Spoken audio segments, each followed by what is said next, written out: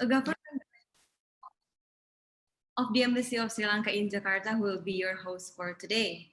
It is very great to announce that we have participants from all over the world in our today's webinar. So I am very happy to welcome you all to the webinar on reviving the legacy of Sri Lanka Indonesia historical relations presented by the Embassy of Sri Lanka in Jakarta in collaboration with the Humanities Faculty of Universitas Indonesia and the University of Kelania. First of all, thank you for participating in today's special webinar. This webinar is aimed to strengthen the relations between the two countries and also to present the value of the historical relations of Sri Lanka and Indonesia that can be traced back to the centuries ago to the younger generation from both countries and to everywhere in the world. Before we begin the webinar, I am honored to announce that joining us today, Her Excellency Yasuja Gunasekera, the Ambassador of Sri Lanka to Indonesia and ASEAN. And to open our webinar, I'd like to kindly invite Her Excellency the Ambassador to address her welcome remarks. Your Excellency, the time is yours. Thank you, Ganesa. So Professor Peter Carey, Professor Azumadi Azra, Professor Ronit Ritchie, Professor Nilakshi Premavardhana, Dr. Bondan Kanumoyoso, Dr. Romula Rasul, Dr. Zamir Karim, our friends from the PPKB unit of the University of Indonesia, and all our esteemed participants joining this webinar from Indonesia, Sri Lanka, Israel, and around the world. We are so excited to have you join our webinar today. Ayubowan, Vanakkam, Selamat Sore, and welcome. Sri Lanka is Indonesia's friendly neighbor to the west, and Sri Lanka and Indonesia share civilizational, cultural, and religious links, which date back several centuries. It is clear from historical records that there was close interaction from centuries ago, for instance, between the Abhayagiri Monastery of Sri Lanka and Javanese centers of Buddhism in the early 5th century AD. There are many similarities between our two countries. For instance, I already spoke a little Bahasa Indonesia even before coming here. I just didn't realize this because we have so many common words from Sanskrit and the European languages. For instance, istri, mantri, lampu, kopi, sapatu, and almari. When people came from the Indonesian archipelago to Sri Lanka, they brought their drums, their music, their dance, their literature, and fashion with them. And their influences on Sri Lanka's culture includes batik, rattan weaving, and lace making. There are several popular foods in Sri Lanka's diverse cuisine, which have Indonesian influences, such as sambals, pickles, and the popular dessert, which we call batu lapang, and Indonesians call srikaya. When I go to places in Indonesia like Banyuwangi and Nias, surrounded by the sea, rice fields, and coconut trees, I could be somewhere in my own country, Sri Lanka. While Sri Lanka's early historical period was dominated by contact with India, historic relations between Sri Lanka and the countries of Southeast Asia span thousands of years and began as a result of the maritime trade between China and the West. A network of trade routes developed connecting Sri Lanka to India, China, Indonesia, Thailand, Myanmar, Vietnam, and Singapore, amongst others. An important example of Sri Lanka's socio-cultural relationship with Southeast Asia is the Sri Lankan Malay community, which originated in Indonesia and is a vital part of Sri Lanka's cultural mosaic. I want to thank all our friends from the Sri Lankan Malay community who are joining our conversation today.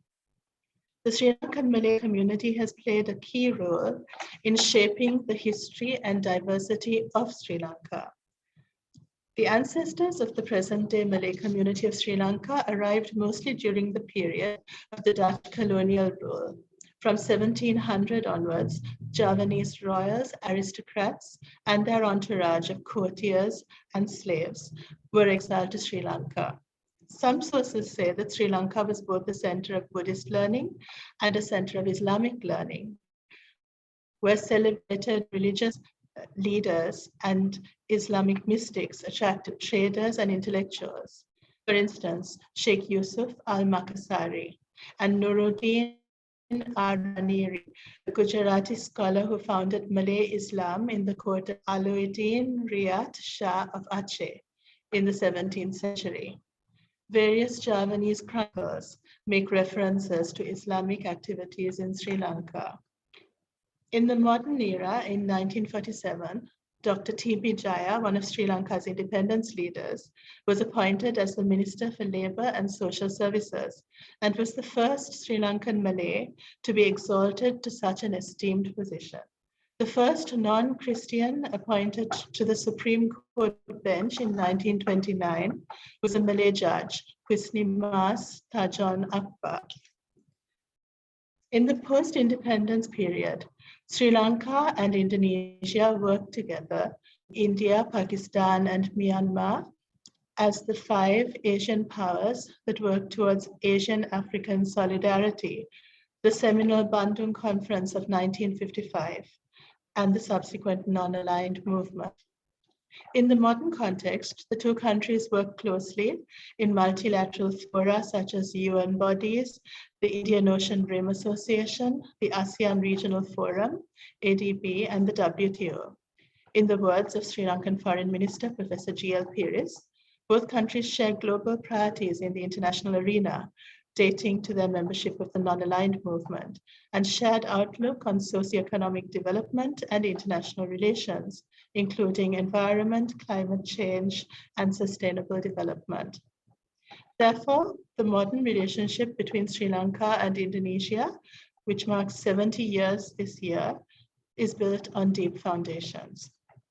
Our webinar today will elaborate on these deep foundations with keynote speeches from authorities in their fields. Our webinar has 3 objectives: to create awareness of the historic relations between Sri Lanka and Indonesia, to create interest in the younger generation of the two countries towards diversified engagement between our two countries, and to ignite collaborative initiatives between universities in Sri Lanka and Indonesia.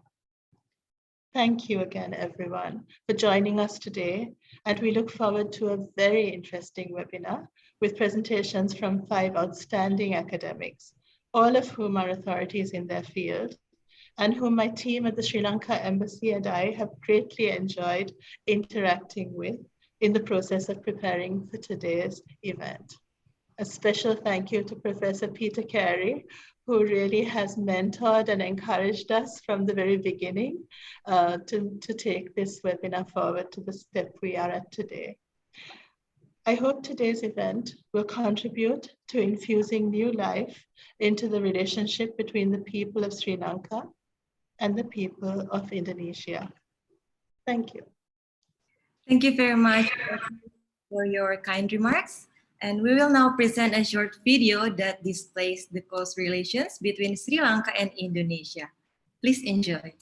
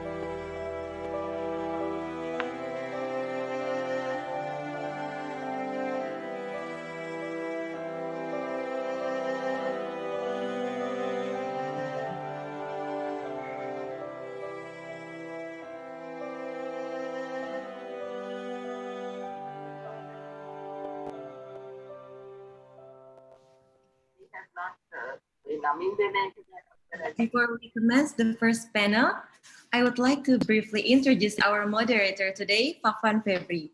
Fafan Febri was born in Malang, East Java on 4th February 1995.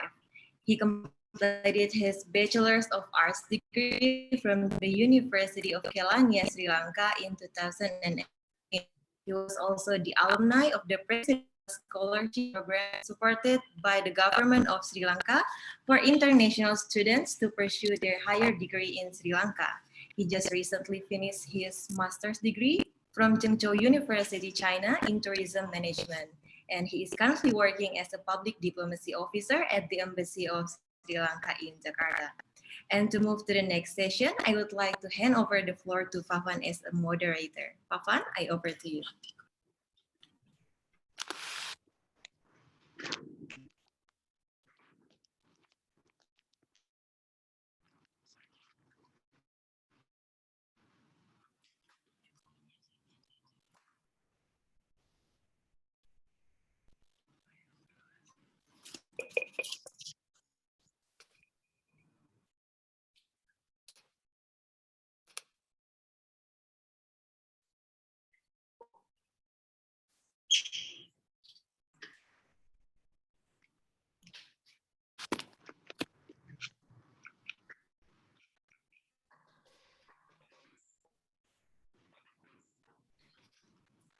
Thank you very much, Ganesha. Thank you very much, Ganesha. Before I begin, I would like to ask whether I am audible, everyone. I'm very sorry for the So I would like to welcome all of the speakers and the participants who have been taking the time to participate in this webinar. It is an incredible time and opportunity to explore the new avenues of the historical relations between Sri Lanka and Indonesia. This webinar has invited 5 extraordinary speakers who are highly regarded in their area of studies, particularly in the history of Dutch colonial era, exile, religio-intellectual studies, minority languages, and also Sri Lanka-Indonesia relations. This webinar basically consists of 3 sessions. And in the first panel, we have Dr. Tuan Zamir Karim, a young Sri Lankan Malay scholar, a medical historian, a TV presenter and producer. He hosted a TV series called Lost and Forgotten on MTV. He is currently pursuing his MPhil in medical history at the University of Colombo. Today, Dr. Karim is going to share about the story of Sri Lankan Malay. To Dr. Karim, I offer to you. Thank you so much, Fafan, and I hope I'm audible. Very good afternoon to everyone. Selamat datang and selamat sore. First and foremost, I wish to thank the Ambassador of Sri Lanka to Indonesia, Her Excellency Yasho Jagunasekara, as well as Professor Peter Carey, who has mentored me as well. I owe him a great debt of gratitude, and thank you so much for organizing this session, as well as Fafan and his team. So let's get to the presentation, and my presentation will revolve around the history and heritage of the Sri Lankan Malay community. Am I audible? Hello? Yes, Dr. Karim, we can hear you. Yeah, very audible. Well done. Okay. I hope you all could see the screen as well. Can you all see the screen? Yes, Dr. Karim. All right, okay, thank you. So the topic, as I mentioned, is about the history and heritage of Malays in Sri Lanka. So the Malays are believed to have arrived in Sri Lanka since time immemorial. Their history can be traced back to as early as the 8th century AD. And there were many Malay seafarers from the Indonesian thalassocracies, from what is present-day Indonesia, as well as from Malaya. There were seafarers, nomadic tribesmen who in fact traveled to Sri Lanka as early as the 8th century AD. They went as far as Madagascar, and many of them even settled in Sri Lanka. So there is history to prove that some of the seafarers are believed to have settled in a place called Hambantota. So Hambantota is actually a coastal town in Sri Lanka, and Hambantota gets its name from Sampan Tot. So Sampan is actually Malay for boats or skiffs that are used for transportation of provisions, and Tot is actually Sanskrit for an anchorage or a port. So the Malay seafarers, Orang Bajau, Orang Laut, and various other sea nomadic tribesmen, sea gypsies, are believed to have settled in places like Hambantota and even traveled as far as Madagascar. Moving on to the next slide, the very first Malay conqueror who's believed to have ruled the northern peninsula of our country is believed to have been Chandrabanu Sri Dharmaraja, the person you see in the photograph. So Chandrabanu Sri Dharmaraja is identified as a Javaka. So he hailed from Nikon Sri Thamrat. He was a Tambralinga prince who came to the country. And the reason why he came to Sri Lanka was to seize control of the tooth relic. So he was a Buddhist monarch who came and he brought his soldiers here, and there was a military expedition to the country, and they tried to seize the tooth relic, but all his efforts failed. So despite the fact that all his efforts proved futile, he went to the northern region of the country and occupied the Jaffna Peninsula. So the reason why there is evidence to prove, if you read the writings of Codrington, if you read the writings of Senarat Parnavitan, who is a famous archaeologist of our country, if you read his writings, it is evident that even prior to the advent of Chandrabanu came in the 13th century. So even prior to his arrival, Ceylon has maintained strong ties with Indonesia, matrimonial alliances, diplomatic relationship, cultural and religious ties with Indonesia. And there were monks, novices, and pilgrims who came from Indonesia and settled in our country, which is Sri Lanka, which was known during the colonial period as Ceylon. And then from Ceylon, there were monks and pilgrims who went to Indonesia, right? So when you go to Jaffna, you'll come across several place names that are believed to be of Indonesian Javanese origin. For example, when you take Chavakacheri is a coastal town in the Jaffna Peninsula, in the northern part of the country, believed to have originated from the words Javakacheri. So Javaka basically meaning the Javanese or those who came from the Southeast Asian region, and Cheri is basically settlement in Tamil. Likewise, Jaffna, which is also one of the most prominent cities in our country, Jaffna gets its name from Java Pattinam. So Java is actually for the Javanese or the Javakas who came, and Pattinam is again Tamil or Sanskrit for a settlement. Likewise, Taidi, Java Bidi, Java Twachatopa, and Tavasikulam are many other places in the northern peninsula that are believed to have originated from Indonesian words, or those places where the Javanese or the Javakas had settled during the time of Chandrabanu Sri Dharmaraja. Likewise, any place in our country where you find the prefix Ja attached to, so if there is Ja affixed to a name of a place, for example, whether it be Jaila in Colombo or Javatta in Cinnamon Gardens in Colombo or Jakotua, Javakacheri, and many other places I mentioned, along with places like Sampang Tota, which became Hambang Tota, Sampang Ture, which became Sammang Ture, and many other places in our country are believed to have been places where the Malays or Javakas had settled during the colonial period and even prior to the arrival of the Portuguese. Now, when you go to the Jaffna Peninsula, you come across these stupas referred to as the Kandarore Buddhist Temple. So Kandarore Buddhist temples share a close resemblance in terms of architecture to the Borobudur temple complex in Indonesia.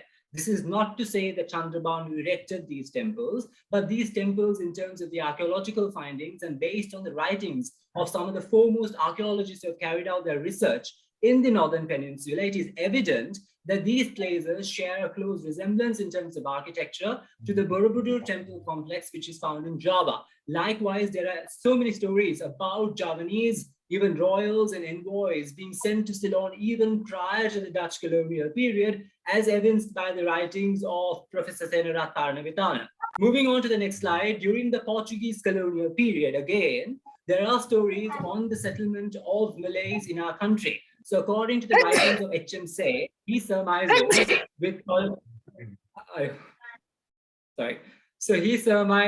tolerable authority that there were, in fact, soldiers, mercenaries, and slaves who came from the Portuguese enclaves in different parts of Asia, including from Malacca.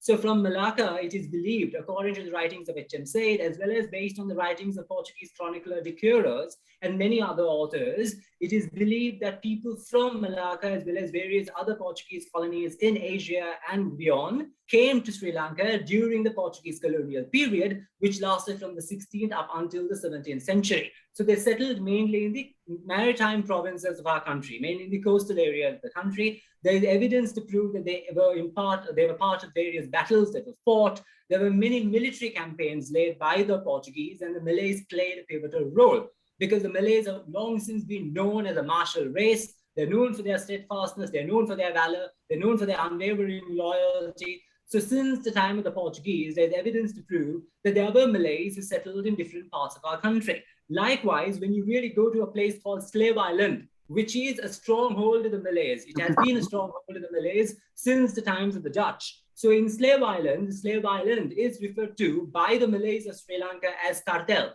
So cartel actually comes from the Portuguese word quartel, which basically means barracks. So it is believed that there were soldiers who had settled in that area. Sorry. Dr. Karim, actually, we are not seeing your presentation moving. It's still on the cover page of your PPT. Maybe is it because you're full screen the PPT? Like, what can you see right now? Still the history and heritage of Malays. This one, now we can see it.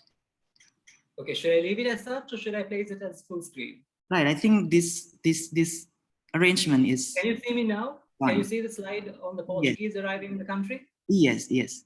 Oh, right, okay. Please continue. So, okay, so the area which is highlighted in red is basically the places that were colonized by the Portuguese and people from different parts of Southeast Asia, the colonies of the Portuguese enclaves like Malacca, as well as various islands of the Indonesian archipelago. There are stories of soldiers as well as slaves who were brought to the country from Southeast Asia to Sri Lanka, and then slavery played a huge role during that time. Portuguese were responsible for sending slaves to various places. If you read the writings of Professor Neera Wickramasinghe, she writes about Portuguese slaves being brought from Goa, from Africa, as well as from places like Malacca and far even from places like Japan. There were slaves who were brought to our country, and our country served as a slave hub, especially places that were colonized by the Portuguese. And this was during the 16th as well as the 17th century.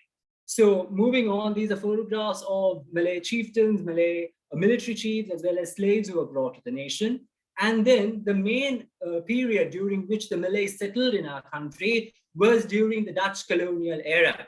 So during the Dutch colonial period, starting from the 1640s onwards, the Dutch came to our country, usurped the Portuguese, and took control over the maritime provinces of our nation. So they occupied the maritime provinces. The coastal belt of our country was occupied by the Dutch. So when the Dutch came to our country, the Dutch had already controlled or taken control over the territories in Southeast Asia, the Indonesian archipelago.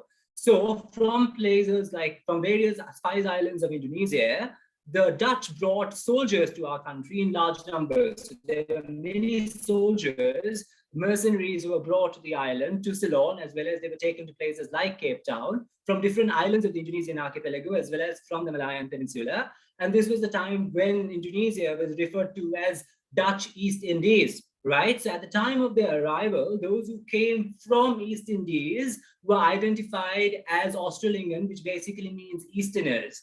And aside from the soldiers and mercenaries and slaves who came to the country, there were royals who were also exiled from different royal houses of Indonesia. So there were many royals, courtiers, aristocrats, squires, the entourage, your servants, ministers, retinue of slaves. They were all sent to Ceylon as well as to other Dutch colonies, far-flung colonies like Cape Town. Susunan Mangkurat Mas, Mangkurat III, you can see the photograph of him. Likewise, many other notable political leaders were exiled to our country. Bataragoa Amas Madina II, likewise many other leaders from various islands of the Indonesian archipelago, from various kingdoms, were stripped of their titles and they were sent to as far as Ceylon and Cape Colony. And like what our ambassador, Yashar Jogimasekara mentioned, one of the famous scholars who came to our country during the Dutch colonial period was Yusuf al-Makassar, who was first exiled to Ceylon, and his descendants are believed to belong to the Virabangsa clan in Sri Lanka, as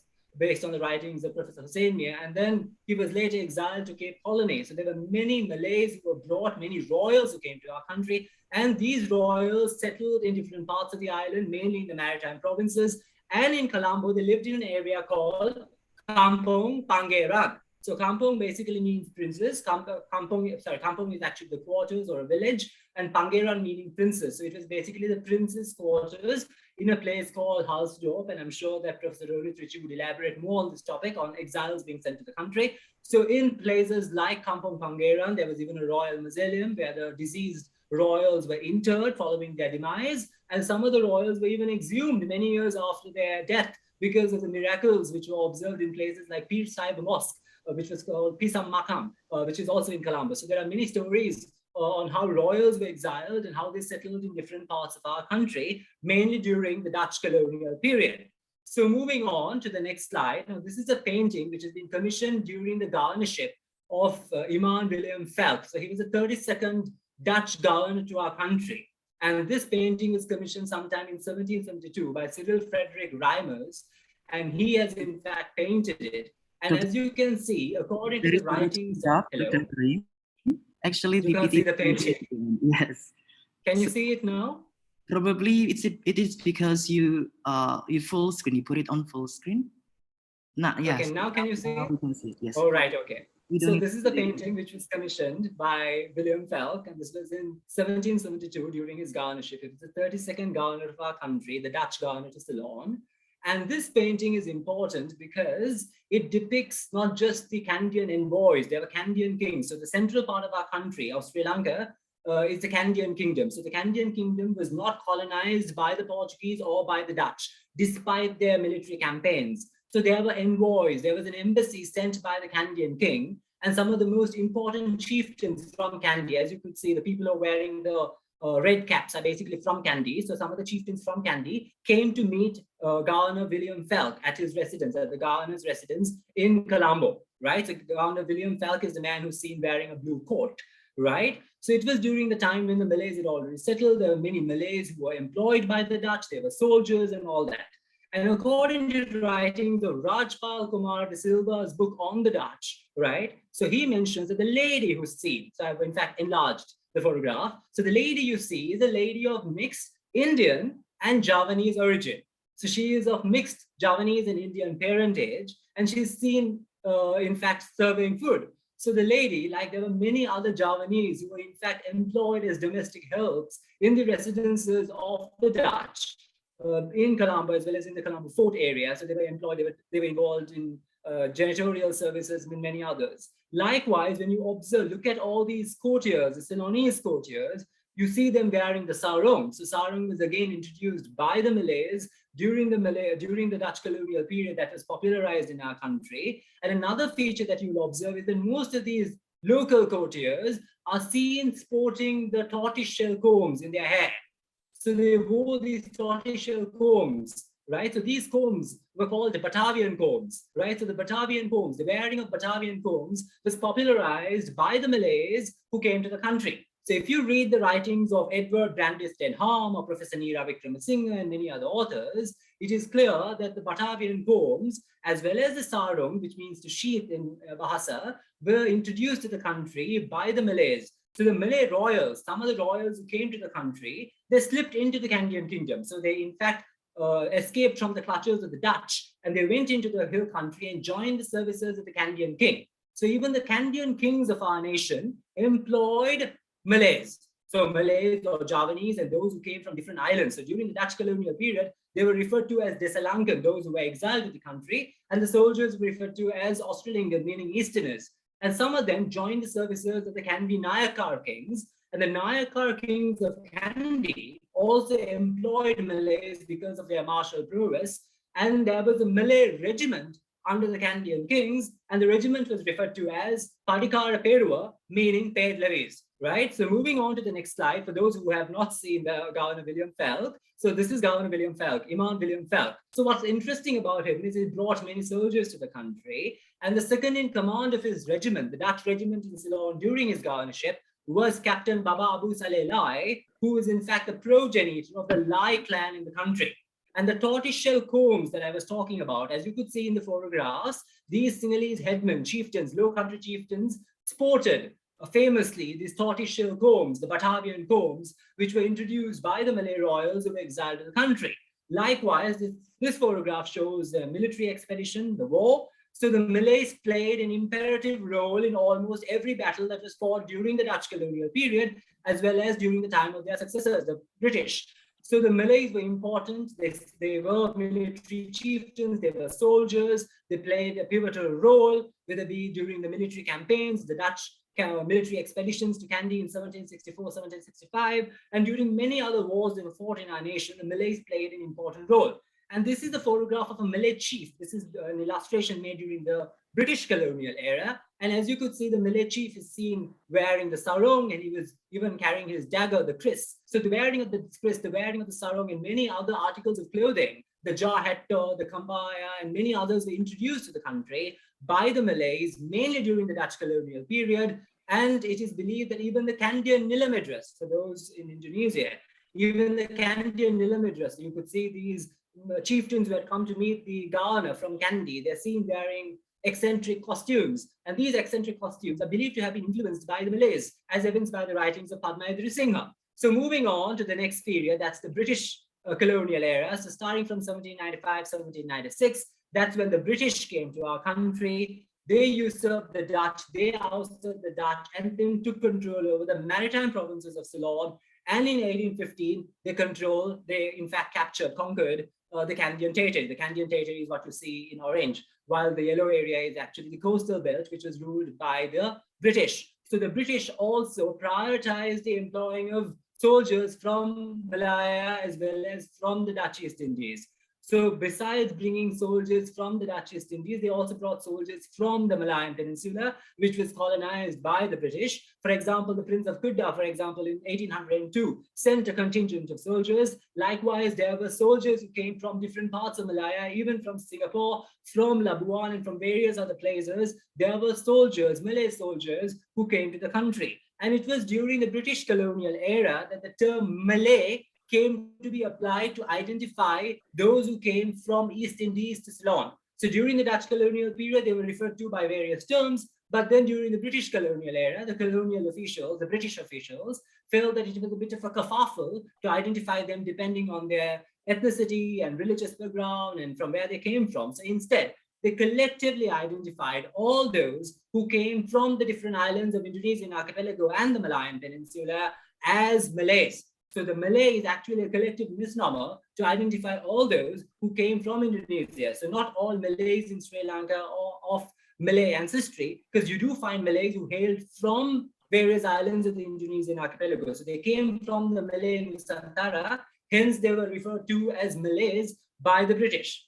And the Malays, because of their martial prowess and valor and steadfastness and various other qualities, and because of this particular reason, they were recipients of numerous awards. So the Malay regiment in the country, established by the British in 1802, became the first Asian regiment in history to be bestowed with the prestigious King's Colors. So this was in 1802.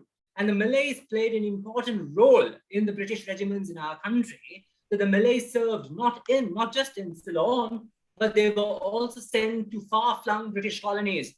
If you read the writings of Professor Hussein Mia and many others, including the descendants of Batara Goa Amas Madino, who was one of the kings who was exiled from Celebes, Makassar, from Sulawesi, who was sent to our country, his descendants, sorry? Very sorry to interrupt. You have 2 minutes left, Dr. Karim. Thank you. Okay, thank you. So many of them served in India and some of them served in Labuan, and Malay soldiers were even sent as far as Hong Kong. So they played an important role in many other, when it comes to military. So the very first police officer who died in the course of his duties was in fact a Malay named Saban. And the police day in our country is celebrated to mark the death of this valiant constable, Saban, who was in fact involved in apprehending a bandit named Saradil. Likewise, almost 100% of the Ceylon town guards, as well as the prisons department, 95% of the fire brigade, and almost 75% of the Ceylon police force, even up until the early 20th century, comprised of Malays. So even though the Ceylon Rifle Regiment was disbanded in 1873, the Malays continue to play an important role in the military services, in the bureaucracy, as well as even in the hill country. So many of them were appointed as superintendents. And the Malays were also appointed as chieftains of our country. Many of them were given the titles Mahavasala Mudaliyar. Many of them were made Mudaliyars. So as you can see, the gentleman standing over here is Mudaliyar Jainuddin. Likewise, Baba Arifin Dole. So they held some of the highest positions which a native officer could in fact hold at the time. So they were in fact, they rose to the ranks of Mahavasala Mudaliyars or Gate Mudaliyars as they were called. So they were offered chieftains and various others. So then this photograph shows the role played by the Malays even during the British colonial period and even after we gained independence. So there were many Malays who served as legislative council members, as senators, as members of the parliament. And just as what Her Excellency Ashraf Gunsaikar said, the very first non-Christian to enter the Supreme Court bench was Mas Tajun Akbar. Supreme Justice Mas Tajun Akbar, a Malay, became the first non-Christian. Likewise, many Malays like Dr. M.P. Rahman, Baba Zahir Lai, M.K. Saldin, and M.D. Kichilan, and many others. You can find them in the photograph above, the group photograph, and the Sultan of Kedah, Prince of Kedah, visited our country. Many of them were members of parliament and rendered yeoman service when it comes to the political arena of our country. Likewise, T.B. Jaya, the man who you see, was in fact the very first Minister of Social Services and Labour after Ceylon gained independence. And he also served as Sri Lanka's first High Commissioner to Pakistan. And the military officers and the police officers, you see, Brigadier T.S.B. Lai has rendered yeoman service to the armed forces. Likewise, Brigadier Major General Suraj Bangsajaya, as well as DIG M.R. Latif, and many other Malays have risen to the ranks of DIG and Superintendent Generals. Likewise, they have held positions as Major Generals, as well as Lieutenant Colonels, and held important positions in our country. And many of the mosques in Ceylon, in Sri Lanka, were erected by the Malays. Any mosque where, most of the mosques where you find saints and tombs and shrines were in fact built by the Malays. And Malays, as I said, Yusuf al-Makassar was exiled to our country. The Grand Mosque, the premier seat for the Muslims in our country, the Grand Mosque was refurbished by Muhammad Balankaya, who was an architect, and his work was commended even by Governor Edward Barnes, who was the governor of the country at the time. And the man you see over here, this is the military mosque, the Malay military mosque erected by the Ceylon Rifle Regiment soldiers. And the person you see is Kamal Atun Chunchi. So Malays not only served as Islamic clerics and rendered services for the upliftment of Islam, but then Kamal Atun Chunchi, who was also a World War I veteran, went on to become a Methodist priest, and he established the Coloured Men's Institute in England, providing refuge to the coloured soldiers in the UK. Likewise, the other person you see in the photograph is Baba Un Saldin, a lithographer who printed some of the earliest newspapers of the Malay world, Baji Selong and Lamat Langkapuri. Likewise, the people that you see below, Dr. Arif Bongso, as well as the other gentleman, Dr. Professor Dilano Saldin, some of them who have excelled in academia. Likewise, Professor Ramullah Rasul and many other Malays have in fact excelled themselves in academia. And then this is the influence of the Malays when it comes to the clothing of our country. The Malays introduced the kabaya, the baju kurung, the baju panjang, and this is an illustration made by Van Dort, and this was taken from the book that was A Souvenir of Ceylon, published by John Ferguson. And you could see that the Malays at the time, this is a Malay lady who was busy selling pasong, which is a type of a delicacy which was sold by the Malays. And she's seen wearing the Malay outfit, she's seen wearing the baju, she's seen wearing the sarong ikat and ikat pinggang. Ikat pinggang is what you see, a belt wrapped around the waist, and then also a sarong kudung. Sarong kudung is basically the sarong which is placed on your head as a veil to cover yourself. So this is my grandmom, and then you could also see a lady. This is the Malay girl of Ceylon. So she's seen wearing the sarong kudung. And there were many other articles of clothing introduced by the Malays. And this is a very important slide because this depicts the influence of Malays in terms of cuisine. So the Malays are known for having introduced tantalizing delicacies from watalapang to, sorry, I think my screen has been not shared. Hello. Hello, thank you, Dr. Karim. I think yeah. We can continue. Okay, I think this is the last slide. So these are the services. Right. Just to rush through the slides. And these are some of the Malays who have rendered services to our country. And Malays have been in the armed forces, sports, academics, musicians, law, judiciary. They have in fact left an indelible imprint on the history of our country. And thank you so much, Fafan, for giving me the opportunity, as well as the Embassy of Sri Lanka and Indonesia and the universities of Indonesia and Caledonia for organizing the event. And thank you so much. And I'm so looking forward to listening to the presentations to be made by Professor Peter Carey, Professor Ramullah Rasul, Professor Ronit Ritchie, and many others. Thanks a lot, and banyak terima kasih, and it was a pleasure sharing these details. Thanks. Thank you very much, Dr. Karim. Next, I have the pleasure to welcome a renowned professor who has written a number of extraordinary books, especially in the history of Prince Diponegoro. Professor Peter Carey is currently an adjunct professor at the University of Indonesia. Today, he is going to discuss about the strange company of Ceylon, of Sri Lanka, and the Dutch East Indies, or Indonesia, in the long 18th century, in 1680 to 1830. Professor Peter Carey, the time Terima is... kasih, Fafan. Yeah. Can you hear me?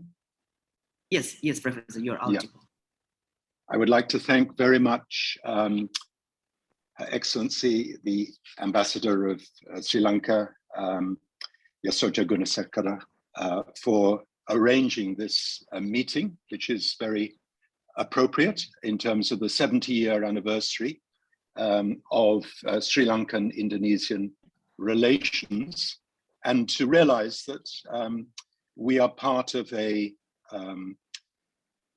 Indian Ocean diaspora, and that the relations between the archipelago and South Asia, particularly Sri Lanka, are of very ancient origin.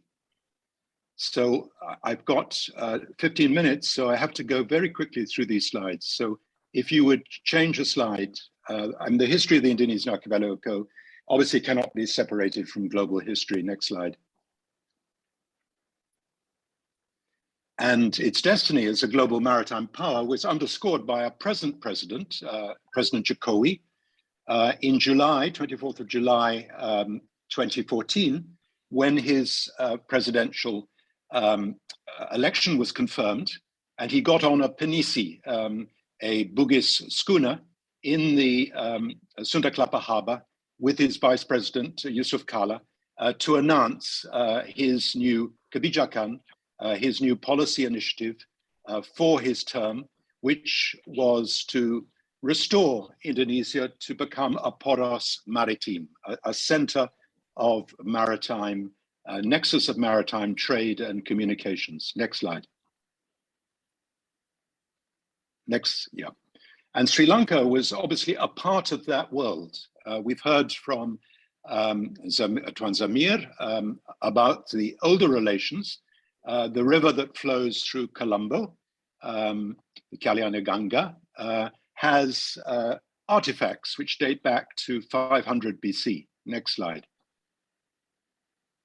And these artifacts are ships which have the telltale and trademark lash lugging and plank dowelled construction, which you can see on the Borobudur, on the frieze of the Borobudur, depicting trans-Indian Ocean trade. And this is an archaeological site from Sri Lanka showing a Southeast Asian prau. Next. And local shipbuilding skills were very much in evidence and have been recognized by UNESCO, with the Pinisi being recognized as an intangible, as a material heritage, a memory of the world in 2017. And it's these shipbuilding skills and seafaring skills which brought Indonesians to the eastern part of, to East Africa, and colonized, at least settled Madagascar, settled with a population from the Lower Barito in Borneo, in Kalimantan, with the Manian language being very cognate with Malagasy. Next slide. Then there is a European age of exploration, and obviously traditional histories have sort of concentrated on this.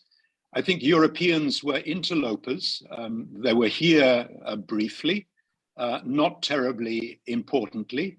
If you sailed around the Cape of Good Hope in the 16th century, you would have found at the most 5,000 Portuguese east of the Cape of Good Hope.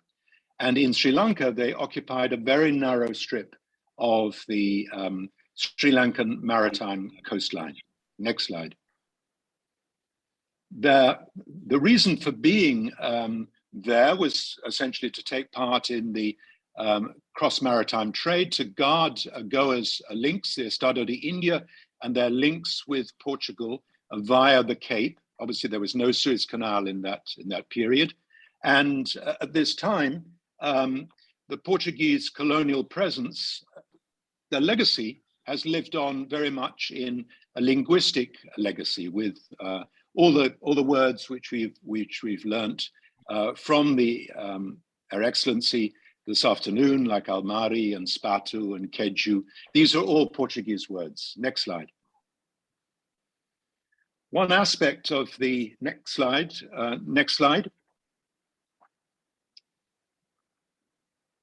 One aspect of the period when the VOC replaced the Portuguese was that they created an expanded network which was essentially controlled, rather like Russia controls Eastern Europe, used to control Eastern Europe and now is trying to attempt to recontrol Eastern Europe by firepower.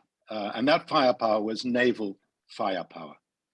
The Verenigd Oost-Indische Company dates from 1602, United East India Company brought together lots of different trading associations and companies. Next slide. And it was a maritime presence. During that presence, every year the VOC fought on average 2 wars.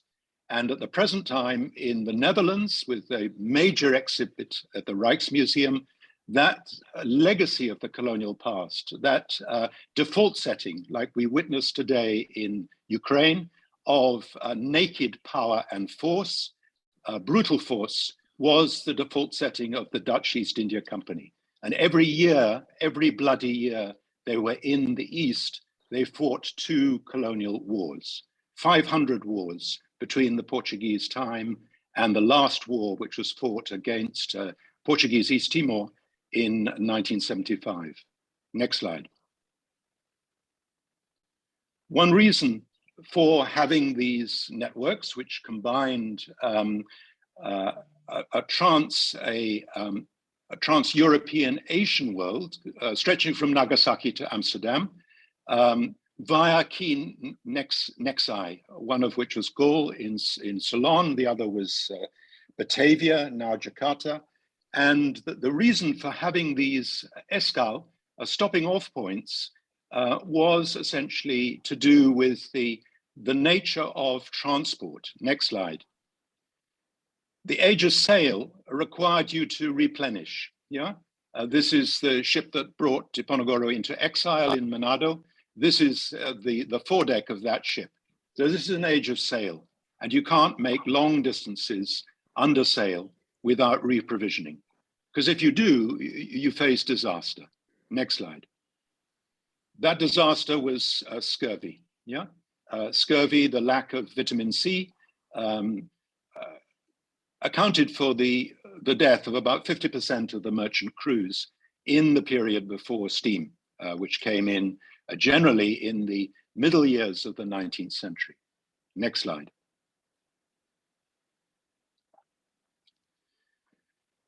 And this was overseen by a nexus of high colonial officials who married Portuguese heiresses. They went for their education to Holland, and 3, Johann Maatsauker, Baron van Imhoff, who was a Prussian nobleman from Friesland, and Reichler van Hoens, were all governor generals, both in Ceylon and in Indonesia. Yeah, so that it was interchangeable. I have a friend from Magdalen who is now a senior journalist in South Africa, went through a terrible accident, but he was saying, let's recreate the old situation. And I come and have a holiday with you in Batavia, and you come and have a holiday with me in Cape Town. So that this was an interconnected world in which many senior VOC officials essentially served in various parts of the VOC empire. Next slide. But there was an underside to this, the slave trade. Britain in the 18th century spent 4 million on its industrial infrastructure and made 3.8 million out of the trade in slaves. A third of all the slaves traded across the Atlantic were traded in British vessels, and it made them 3.8 million pounds sterling, nearly the same as we had invested in infrastructure. And it was no different with the Dutch, who were very late in actually abolishing the slave trade in 1863. The early abolitionist legislation was 1807, and it was finally abolished by the British in 1833. Next slide. This led to a diaspora, which was one of the origins of the Malay communities, both in Cape Town and in Ceylon. When burghers, Dutch burghers and senior VOC officials were repatriated after the British took Ceylon in 1796 and brought to Batavia, the Batavian administration was very surprised to find that these families had more slaves than family members. Next slide. So this was a default setting. There were slave markets in Colombo and in Batavia. And if you read the colonial newspapers, you could see advertisements for slaves right into the mid-19th century. Batavia was a slave city at the time when Marshal Dindals was Governor General between 1808 and 11.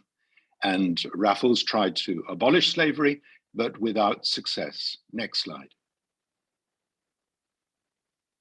So this brought a diaspora of populations from Eastern Indonesia. Here you can see a Papuan boy, one of the young lads who was adopted by Raffles, Dick, who became a steward on a British merchantman, and someone from Java, yeah, coming to Ceylon and participating, next slide, in the building of major infrastructure, such as Colombo Fort, yeah. The origins, over time, they embedded themselves in the Sri Lankan community. They adopted the mores of their host society, but they added a new vein of culture and language. Next slide. So that this left a legacy. Javanese fighters, this is a Javanese fighter from 1652 from Gaspar Schmalkalden, wonderful book on the wondrous journeys of Caspar Schmalkalden in the Indonesian archipelago. And there's a little poem about this man, and he says that my Holland needs me.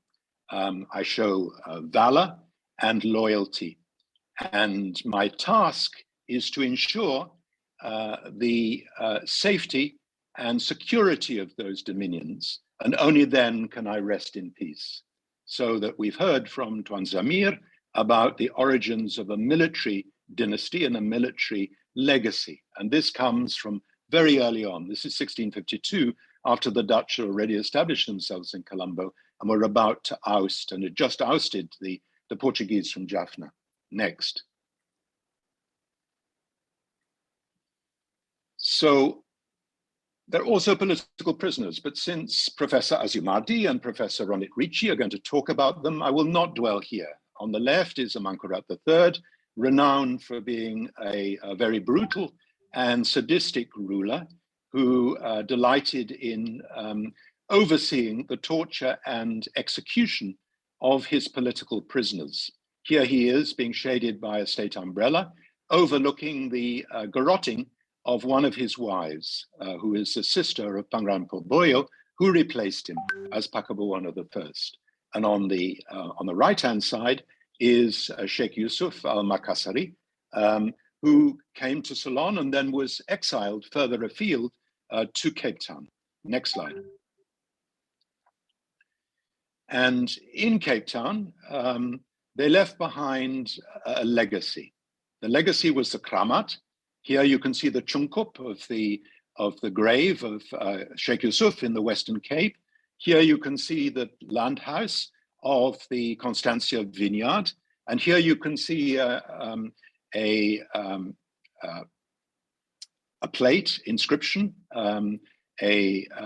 inscription announcing the background of Sheikh Yusuf and his involvement in the Banten Wars of the early 1680s, and the fact that he was exiled with 49 followers, many of whom were slaves, but some of whom were also ulama. And you have a walk of the saints, you have a pilgrimage of the saints to 4 kramats before you come to Sheikh Yusuf in the Western Cape. And this was erected during the First World War to commemorate that. The origins of the Islamic religion in South Africa date from this diaspora. Next slide. Just to remind, you have 2 minutes left. Okay, I'll leave out all the rest of the slides. Here is Amangkurat III in his exile. Next slide, in Jaffna, dying in a miserable way in 1736. And the fact that these people are not forgotten. At the left-hand side, you have the Babad Gyanti, with one of the groups of Chinese literature. And on the right, you have another great work of modern literature, which is Ronit Ricci's Banishment and Belonging. And on it, she's chosen a genealogy. And on that genealogy, on the top left, you have a little leaf which depicts Amangkurat III. He's one of this diaspora, of this genealogy. Next slide. And you have some of these people not forgotten, obviously in literature, but also not forgotten in person, because their bodies are brought back amidst great ajaiban, amidst great curious occurrences in which the Heron 17 agreed to the return of Mangkunagara the Elder in 1738, but on condition when they open the Pier Sahib Sabha, where he was buried near Colombo Fort, that his body should be intact. But not only was his body intact, but when they took a pin and pricked his skin, warm blood flowed out. So that this is the ajaiban, and this is what happened when his body returned to be reinterred in Imagiri. And last slide, di Selongakan. So Ceylon enters the diaspora, enters the lexicon. It's an equivalent of exile. Yeah, di Selonake means to be sent to Ceylon. And here is Badaruddin, Sultan Badaruddin of Palembang, being sent to Ceylon in a Javanese babad, but in fact being sent to Ternate. Terima kasih, ngantos kepangimali. Thank you so much for your kind attention. Thank you very much, Professor Carey. Before moving to the second panel, I would like to remind the participants you can drop your questions at any time in the chat box. We will select some of the questions to be discussed later on the Q&A session. And also, before we continue, I would like to invite all of you to open your video. We will take a picture. And for all of you who are present at the moment, please kindly open your camera. We will shortly begin the picture taking. Is everyone on video? We will wait for another 20 seconds. Right, I'm still seeing some of you are not. Yeah, let's switch on the video. Right. I'm seeing that some of you have unstable signal. Right, Mbak Gina, would you mind to help us taking the picture? Okay, let's count. Okay, One. Mbak Gina, carry on. Okay, 1, 2, 3, smile. Okay, I'm going to the next slide. Wait. 1, 2, 3, smile. Okay, 1, 2, 3, smile. One page more.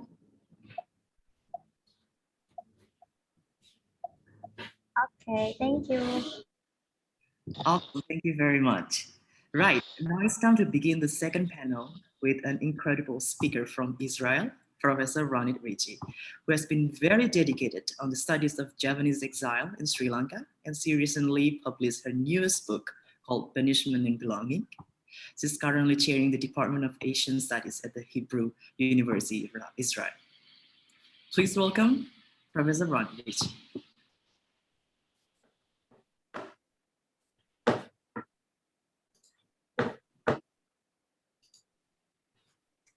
Can you hear me? Yeah, loud and clear. Okay, great. So thank you for the introduction, and good afternoon, Selamat Sore. I want to begin by thanking everyone who took part in initiating and organizing this event, especially Her Excellency the Ambassador. I think it's a wonderful idea, and I thank you for inviting me to participate in it. So my task today is to speak more specifically about the exile to Ceylon, and I want to do so by thinking about echoes and memories of exile, which is really in many ways the only thing that we have living now so many years after the event.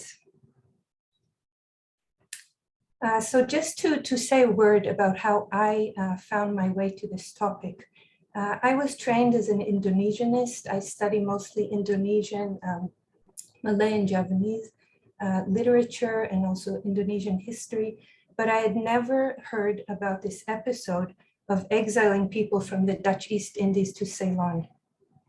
And when I came across mention of this topic in a book I was reading, actually just in a footnote of a book, I was immediately fascinated by this story, trying to imagine these Javanese princes being sent away into exile.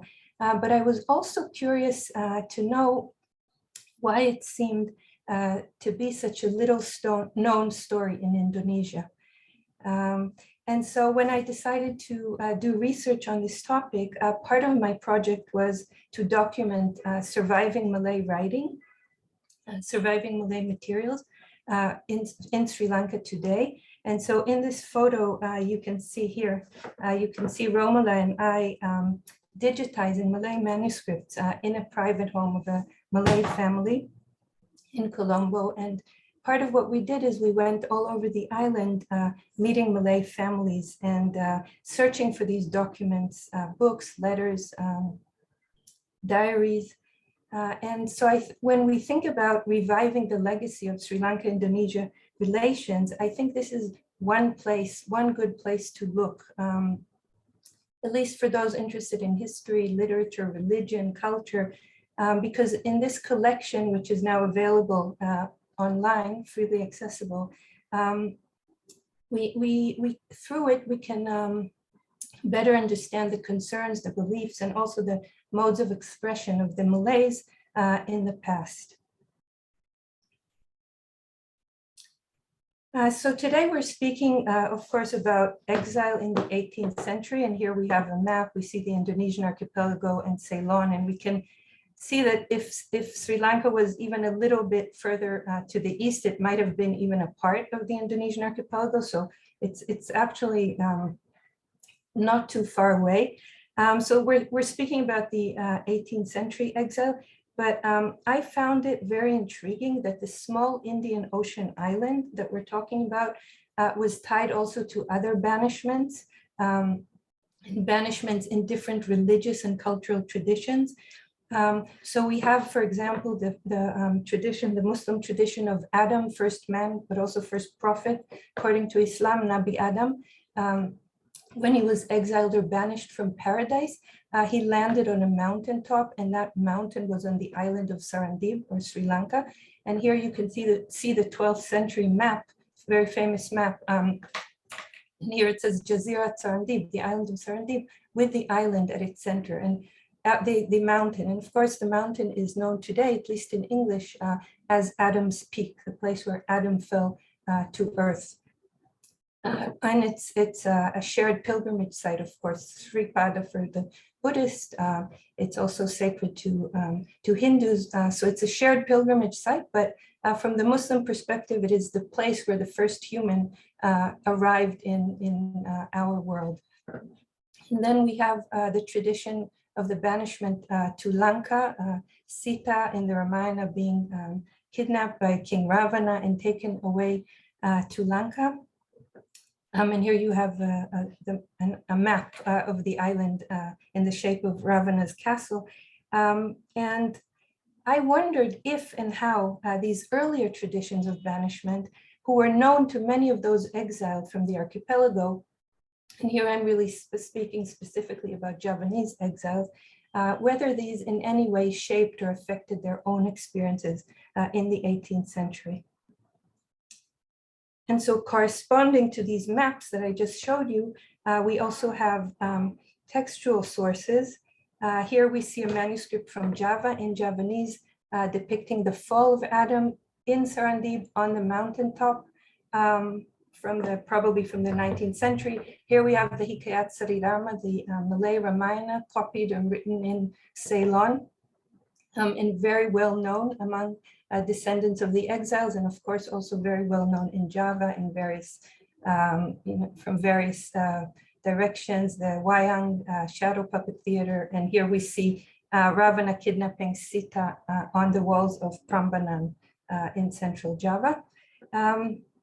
And here, this is a text that corresponds to the map of exile in the 18th century. This is the early 20th century Syair Faidalabad, which was written by a very prominent member already mentioned of the Malay community, looking back at the history of the Malay community. And he himself was a descendant of a family that came from the island of Madura.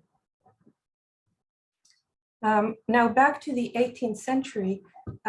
So what sources are available to us if we want to know about exile, and especially to understand something of its human dimensions, its human or emotional dimensions? So we have in Sri Lanka many sources that look like this. Sorry if you can hear the siren in the background. It's a passing ambulance. There are many documents like this one, Dutch documents from the 18th century. These are very detailed and precise. You know, they give us lists of names, the ages of those exiled, their gender, their place of origin, sometimes the ship that they came on. Here, I don't know if you can see, it says Ratu Bagus Abdullah, Prince Van Bantam. So the Prince of Bantam or Banten on the west coast of Java. And so these give us a particular type of information, which is very quantitative, and it's important, but it tells us a very small part of the picture if we want to think about the experience of exile. Then we have Javanese sources, which are very few and far between. This is also the image that Professor Carey showed. This is a Babadgianti. And usually the Javanese sources about exile are very brief and very laconic. So-and-so was dipunselong aken or dibuang, banished or ceylon. And we don't really get any other information. Here and there, as in the Babadgianti, we have a much more interesting and moving story of memories recounted by returnees who tell us about communal prayer and meals, the centrality of Islam to the exilic community, the power of the Kiai or the Guru or the religious leader to comfort and soothe the exiles. But again, this is a very important source, but it's very different from what we find in the Dutch lists. And so in some ways, these complement one another. And I think if we want to really go deeper into these experiences, we have to use as many sources as we can find.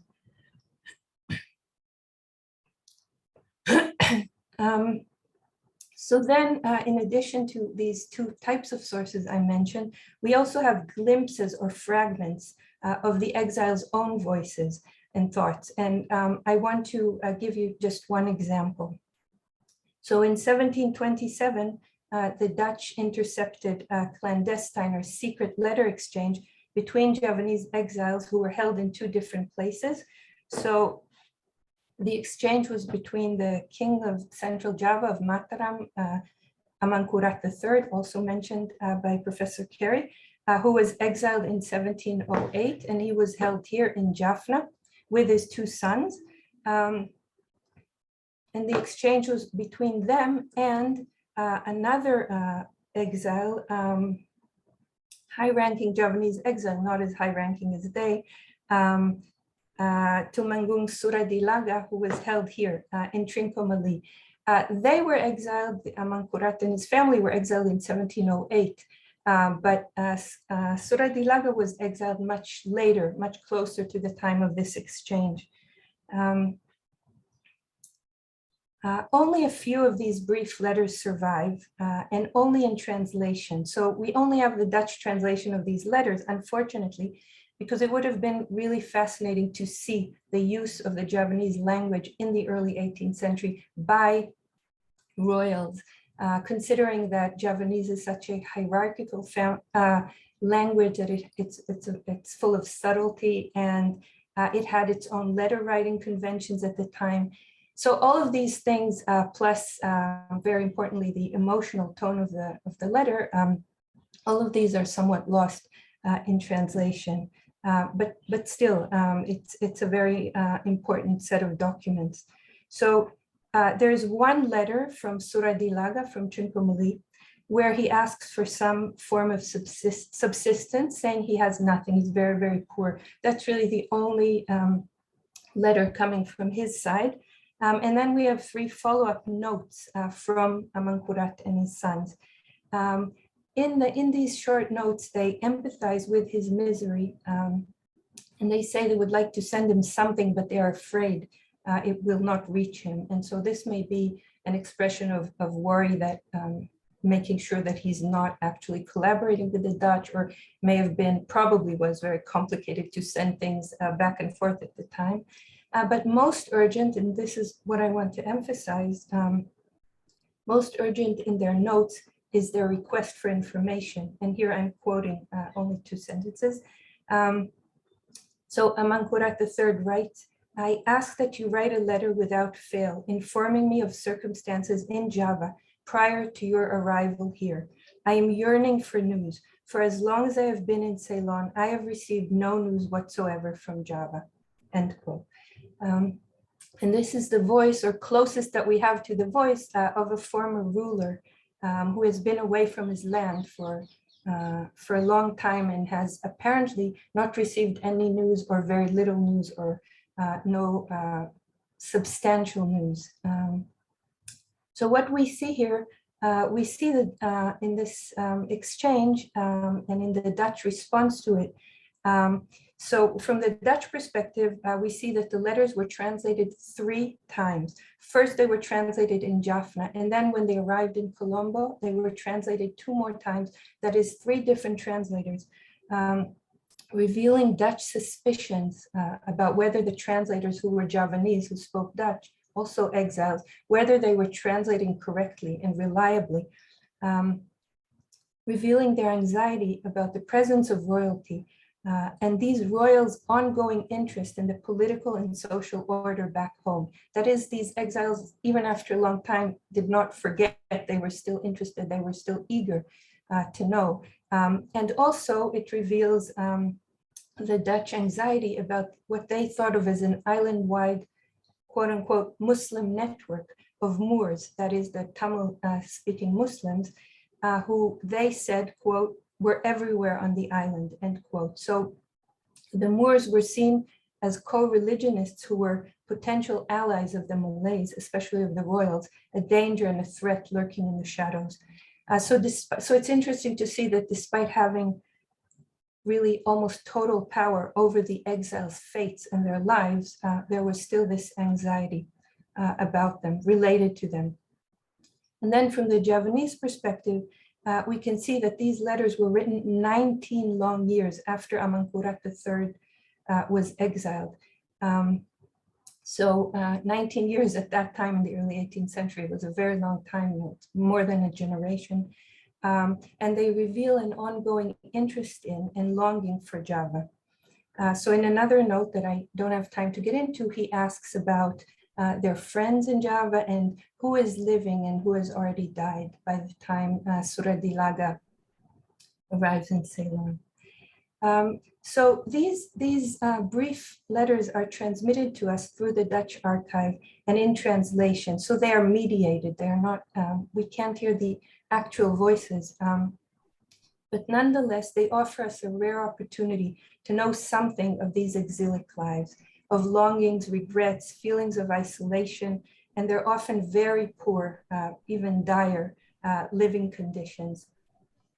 And again, it's very interesting to think about this gap.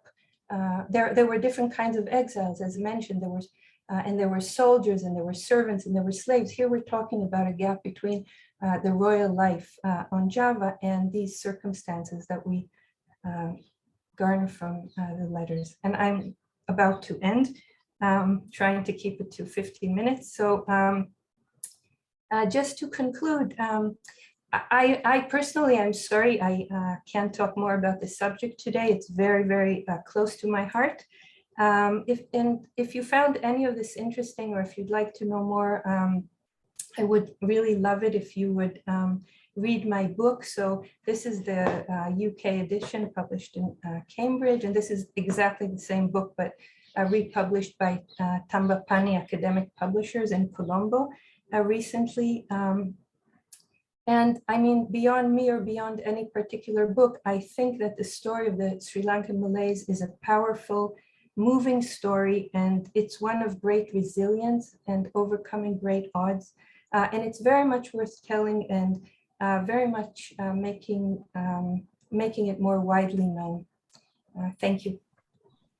Terima kasih. Terima kasih. Thank you very much, Professor Ron Ritchie. Next, we are going to hear from a speaker, the only speaker from Indonesia for this webinar. He's the former rector of State Islamic University of Sharif Hidayatullah, Jakarta. Professor Azumati Azra is a Muslim scholar who is specialized in history, social, and Islamic intellectual studies. In 2010, he received an honorable title, the Order of British Empire, and became the first Indonesian who has ever obtained such entitlement. Today, Professor Azra will share with us about the significant role of Sheikh Yusuf Al-Makassari, a prominent Muslim leader from Sulawesi, who has been traveling in exile to many places during the Dutch colonial era, including Ceylon, and brought remarkable Islamic influence there. Professor Azumati Azra, the time is yours. Thank you very much, Favan, for this opportunity.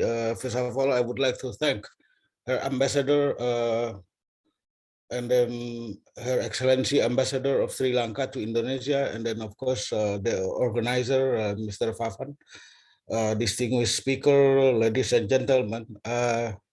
My presentation deal with Sheikh Yusuf Al-Makassari, who was very, very important, one of the most prominent ulama in the archipelago in the 17th century. I found during my research on the religio-intellectual relation between Malay Indonesian ulama, the connection between Sheikh Yusuf with Sri Lanka, and of course, Sheikh Yusuf Al-Makassari was, I think, very important in connecting many countries, actually, not only archipelago, but different areas in the archipelago, from South Sulawesi to Banten in West Java, to Aceh, and also, of course, to Sri Lanka, and then to several countries in the east of Arabian Peninsula, and then to the Haramain, and then to Syria, Damascus, and later, of course, back to Indonesia, back to archipelago, and then was exiled to Sri Lanka, and later also to Cape Town. So let me talk briefly, his importance. Next slide, please. Was one of the most prominent ulama in the Indonesian archipelago. He spent almost 3 decades in search of Islamic knowledge in Arabia and involved in the cosmopolitan networks of ulama centered in Makkah and Medina. Of course, if you want to follow the complete account of this network, you can find my books on the the origin of Islamic reformism in the 17th and 18th centuries. And Sheikh Yusuf also led the war again, together with the Sultan of Banten, against the Dutch in the Banten Sultanate. And then he was captured by the Dutch, was initially exiled to Sri Lanka and later to South Africa. He was regarded as the founder of Islam in South Africa. And he was recognized by the South African and Indonesian government as national hero in the respective countries. I don't know very much about the research of Sheikh Yusuf Al-Makassari in Sri Lanka now, because actually some of his work can be found in Sri Lanka. Yeah. Probably Tuan Zamir can guide us about this, or Professor Ronit Ritchie probably knows that.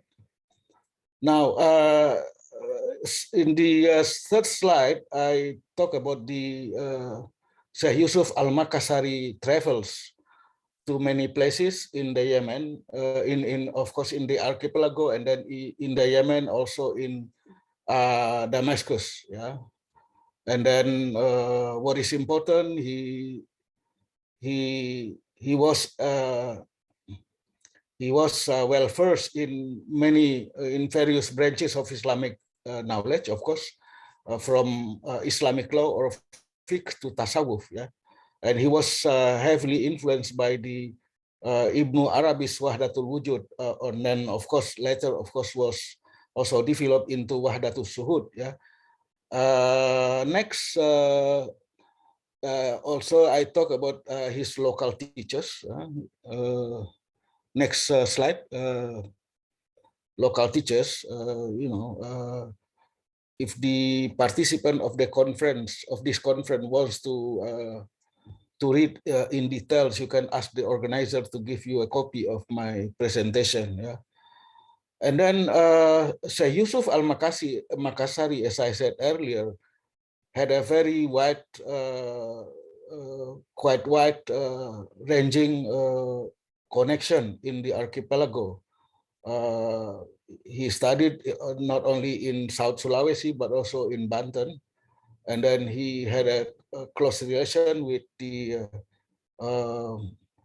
Royal Crown Prince of Banten that later became his close friend and also his father-in-law. And then from Banten, he traveled to Aceh and took Sufi orders from, from Nuruddin Araniri, actually, yeah, the Tarikat Qadiriyah. Yeah. And of course, Nuruddin Araniri had been mentioned earlier, of Gujarati, not really a Gujarati. He was a Hadrami. He actually he hailed from the Aidarus family in the Yemen, but of course his family live in Gujarat actually, but he studied mostly in the Yemen, also in Mecca and Medina. And he created a lot of controversy in Aceh in the 17th century. Now back to Syekh Yusuf, he had also a very strong Yemeni networks. And of course, these Yemeni networks play a very important role in the spread of reformism, not only in the Yemen, but also in the Haramain and also in Central Asia. Because this Yemeni ulama had also many students coming from various parts of the Muslim world.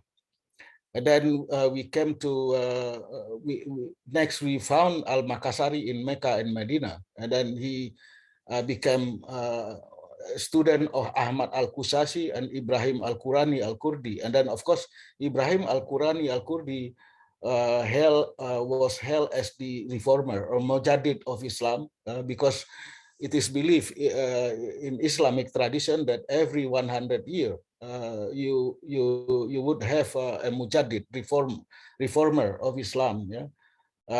And then Ibrahim, there is a lot of studies about Ibrahim Al-Qurani because he was very, very important. And then he had some other teachers in the Haramain. But what is important that Yusuf Al-Makassari, after studying in Mecca, Medina, and Damascus, returned to Banten. Actually, he wished to return to his home village in South Sulawesi, but he made stopover in Banten, and then his friend, the Sultan Ageng Tirtayasa, took him as a son-in-law, and then he fought the war side by side against the Dutch, side by side with Sultan Ageng Tirtayasa, and then he was captured in 1683 and was detained in Batavia, and later was exiled, was banished to Sri Lanka. And then Sri Lanka, we know that in the archipelago now is known as Sarandip or Ceylon, yeah, was a transit harbor of ships bringing trading goods and Muslim pilgrim and student to the Holy Land. So Sri Lanka was very strategic in terms of shipping and traveling from the archipelago to the Holy Land, Mecca and Medina. Dutch, and then it is already mentioned that the Dutch ruled Sri Lanka in the period between 1640 to 1796, or probably even earlier, I don't know. Since then, Sri Lanka was met by the Dutch as a second place of banishment of warriors from the archipelago. And then Sri Lanka as a land of exile or banishment was second only after the Cape of Good Hope in South Africa, or Cape Town, later known as Cape Town, which seemed to be reserved for more dangerous warrior. Yeah. And then, of course, the exile formed the nucleus of Malay Indonesian Muslim community in Sri Lanka. I think Tuan Zamirs, I can, I don't know, explain about this. But Al-Makassari was exiled to Sri Lanka in 1684. And there were some other prominent Indonesian fighters that were exiled to Sri Lanka, among others, the Javanese Mataram Sultan Amangkurat that was mentioned by Professor Ricci, and then also the King of Goa from South Sulawesi and Sultan Fahrudin, yeah, and then of course some other prominent exile that unknown. I don't know the name, yeah. And many of Malay Indonesian community in Sri Lanka in later periods said that they were descendants of Indonesian exile. One of them was Mas Gais Wirabangsa, who had manuscripts stating that his family descended from Al-Makassari. Now, what Al-Makassari did in Sri Lanka, his sojourn in Sri Lanka, he was taken to Sri Lanka by his 2 wives, several children, and 12 disciples, and a number of housemates. Yeah? And he stayed for almost a decade in Sri Lanka. So this is very important, almost a decade, became leader and backbone of the inchoate Malay Indonesian Muslim community. There is not much study on Al-Makassari during his sojourn in Sri Lanka, unfortunately. Probably, you know, Malay Sri Lankan scholar could do research on this. And of course, a Dutch archive, as found by Professor Ronit Ricci, that should be a gold mine of information of Al-Makassari and Sri Lankan Muslim community, and also, of course, Al-Makassari works written in Sri Lanka were also very important. In Sri Lanka, Al-Makassari had also good relation with scholars of Indian and Arab origins. So there is a lot of connection between him and Indian and Muslim, of course, and Arab origin. He mentioned some of them, like Sidi Matalaya, Abu Ma'ani, Ibrahim Minhan, and Abu Siddiq bin Muhammad Sadiq. Yeah. The banishment in Sri Lanka failed to cut him off from contact and relation with fellow Muslim. In fact, the Mongol ruler, it is reported, it is said that Aurangzeb, yeah, after learning about the banishment of such a great scholar, warned the Dutch authorities that they should pay attention to his well-being. And the Dutch believed that Al-Makassari still exerted considerable influence on fellow Muslim, local Indian and Arab scholar and pilgrim. As a result, the Dutch exiled him even further away to Cape Town, South Africa. I visited his grave, his tombstone in Cape Town, I think 3 times actually. In retrospect, he expected that by the grace, this is Al-Makassari's own statement, that he expected by the grace of God, he would inherit the wisdom of Adam. It is already mentioned by Professor Ricci. The very prophet, Adam, the very prophet who was in Muslim belief, discharged on Sri Lanka after his fall from heaven. Al-Makassari felt that his banishment to Sri Lanka as a blessing in disguise for now he could return to his scholarly concern. And then the sojourn of Al-Makassari was proven to be the time for him to become a productive writer. Apparently he wrote also based on the request of fellow Muslim, as he mentioned in Safinatun Najah, for instance, that he wrote this work on the request of his fellow Indian Muslim, Ibrahim Minhan. And then Al-Makassari works brought also to the Indonesian archipelago by Hajj pilgrims and students when they transited in Sarandip or Ceylon in their travel back and forth from archipelago to the Holy Land. In return, they also brought the works by Al-Singkili, Abdurrahman Al-Singkili, and Araniri in Sri Lanka. So I understand that there are some report that you can find Abdurrahman Singkil and Araniri works in Sri Lanka also.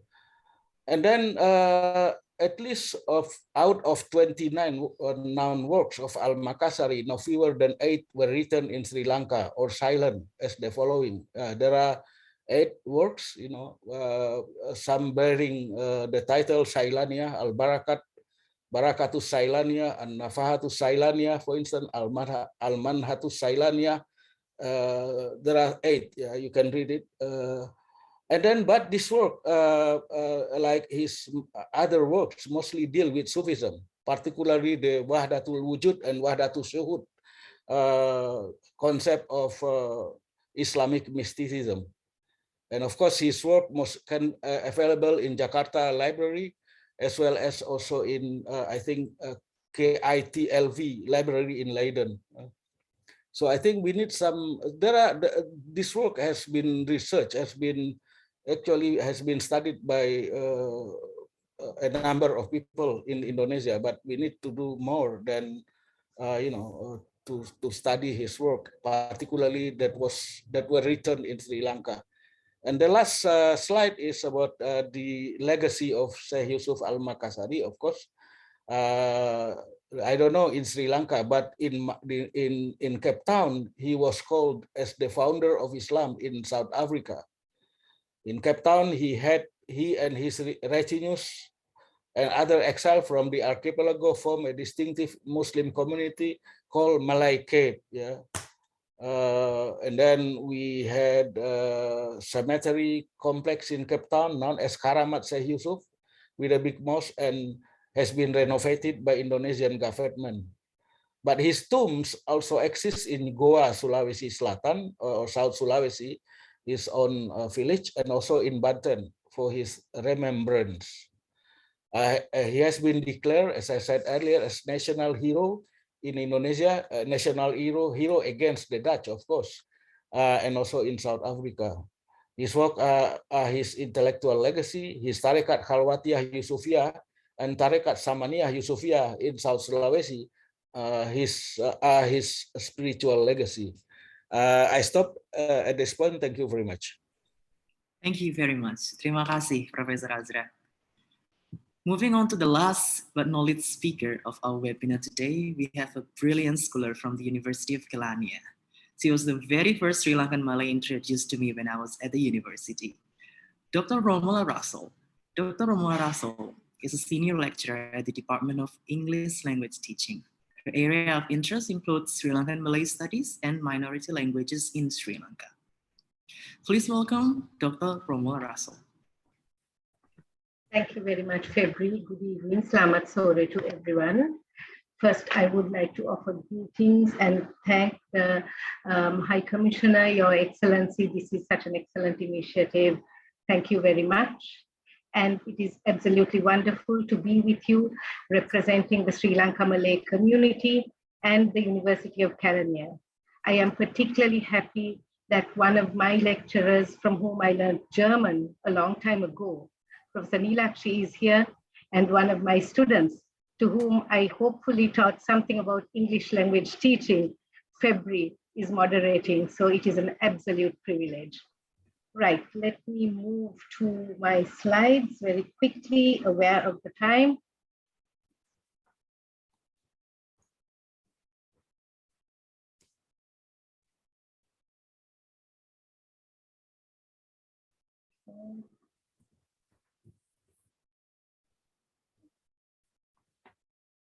Can you see my slides, everyone?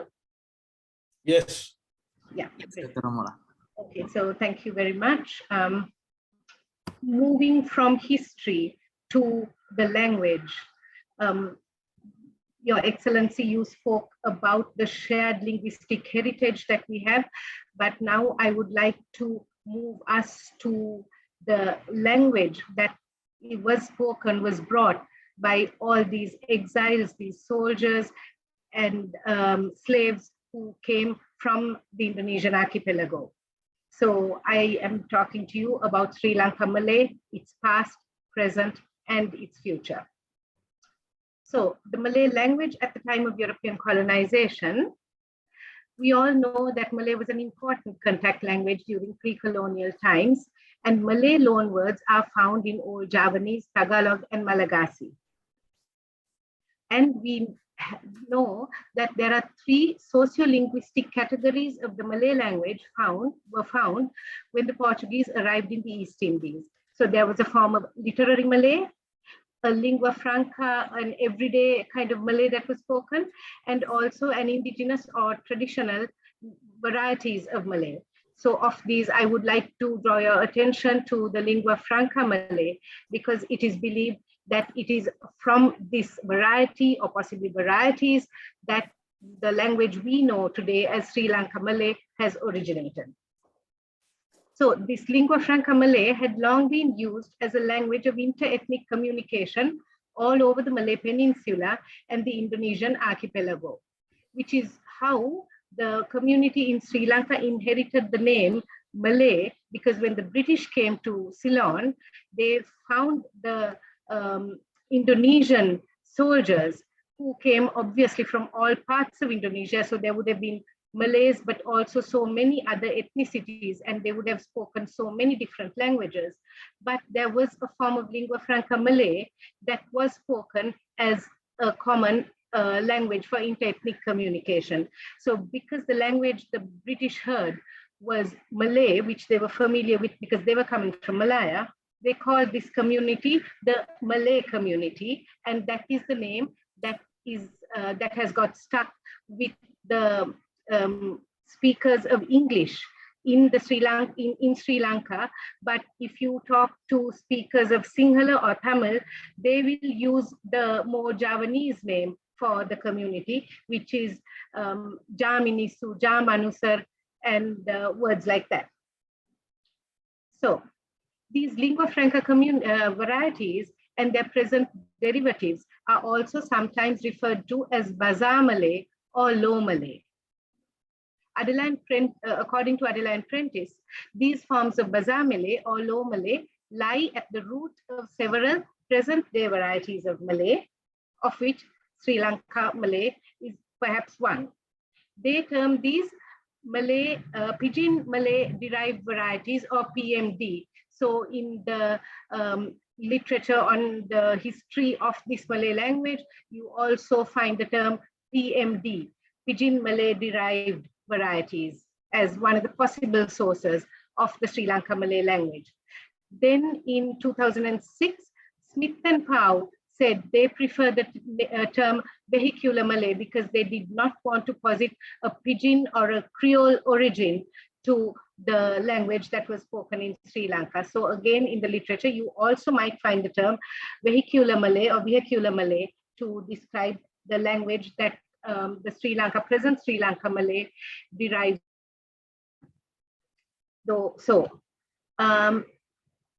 That particular variety that was spoken, when we look at how it was inherited or how it is spoken today, there is some difficulty tracing the specific variety of Malay from which Sri Lanka Malay originates due to the complexity of the sociolinguistic situation of the Batavia-Jakarta region, says Nordhoff. So this is why I said that it could be from one variety, it could be from several varieties. According to Vlecker, in 17th century Batavia, in some respects, the confusion of languages was like that of Babylon. And Ansaldo in 2005 states that Bazaar Malay may be a good candidate for a language of interethnic communication, since it is a type of Malay-based contact variety, which was the de facto lingua franca of the trade route stretching from southern China to the northwest India from at least the 15th century. So, stemming from that language or those varieties, we can see that Sri Lanka Malay obviously has a very complex history. And then after it took root in Sri Lanka, the status was made even more complex because it mixed with the local languages of the Sinhalese majority people and the Tamil minority people of this country. So what has finally emerged is a language that is unique to Sri Lanka. According to Adela, then, Sri Lanka Malay underwent strong syntactic influence from Tamil and Sinhala. Yes, there is a lot of evidence and a lot of debate, but also different linguists posit different views, drawing on different data to say that the Tamil influence is more or the Sinhala influence is more. At any rate, the result is a number of typological characteristics which make Sri Lanka Malay difficult, if not impossible, to understand for speakers of other Malay dialects. For this reason, Sri Lanka Malay may be considered a language in its own right, in spite of its rather conservative basic vocabulary. So this is, I think, very important, because when there are discourses surrounding the future of the Sri Lanka Malay language, one school of thought is that the language that should be revived or revitalized should be Indonesian, Malaysian, or a variety of standard Malay, or Baku, Bahasa Kumpulan. But as early as 91, Adela was saying that Sri Lanka Malay can be considered a language in its own right, because it is now unintelligible to most Malaysians and most Indonesians.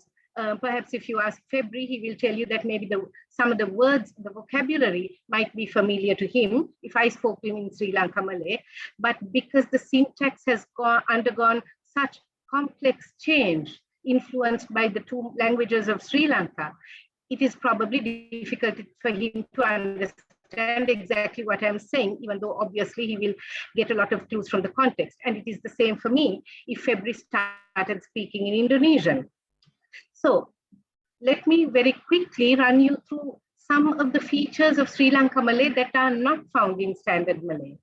The first one I would like to draw your attention to is the loss of the sound H in a word initial position in Sri Lanka Malay. So now you are probably familiar with the word habis to mean finish or end in Indonesian or in standard Malay, but in Sri Lanka, we say abis. Okay, so there is the drop of the word initial H, and there is also consonant gemination. So it's not habis, but abis. Then harga for price is arga for expensive. So there's also been some semantic change. Harga is price, but in Sri Lanka, if you say something is arga, we say that it is expensive. Then hutan, forest, in Sri Lankan Malay, it is utang. Wild or even death is also called utang. Hijau is green. In Sri Lanka, we have the long vowel word initially ijo, so it is ijo, green. And then hirup is to sit in Indonesian or in standard Malay, and in Sri Lanka we say iru, and we drop the H.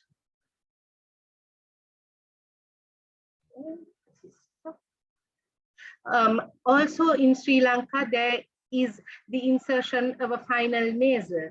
So you will say malam to mean night, selamat malam, for example, and we will say selamat malang. The final consonant is a nasal, lang, malang.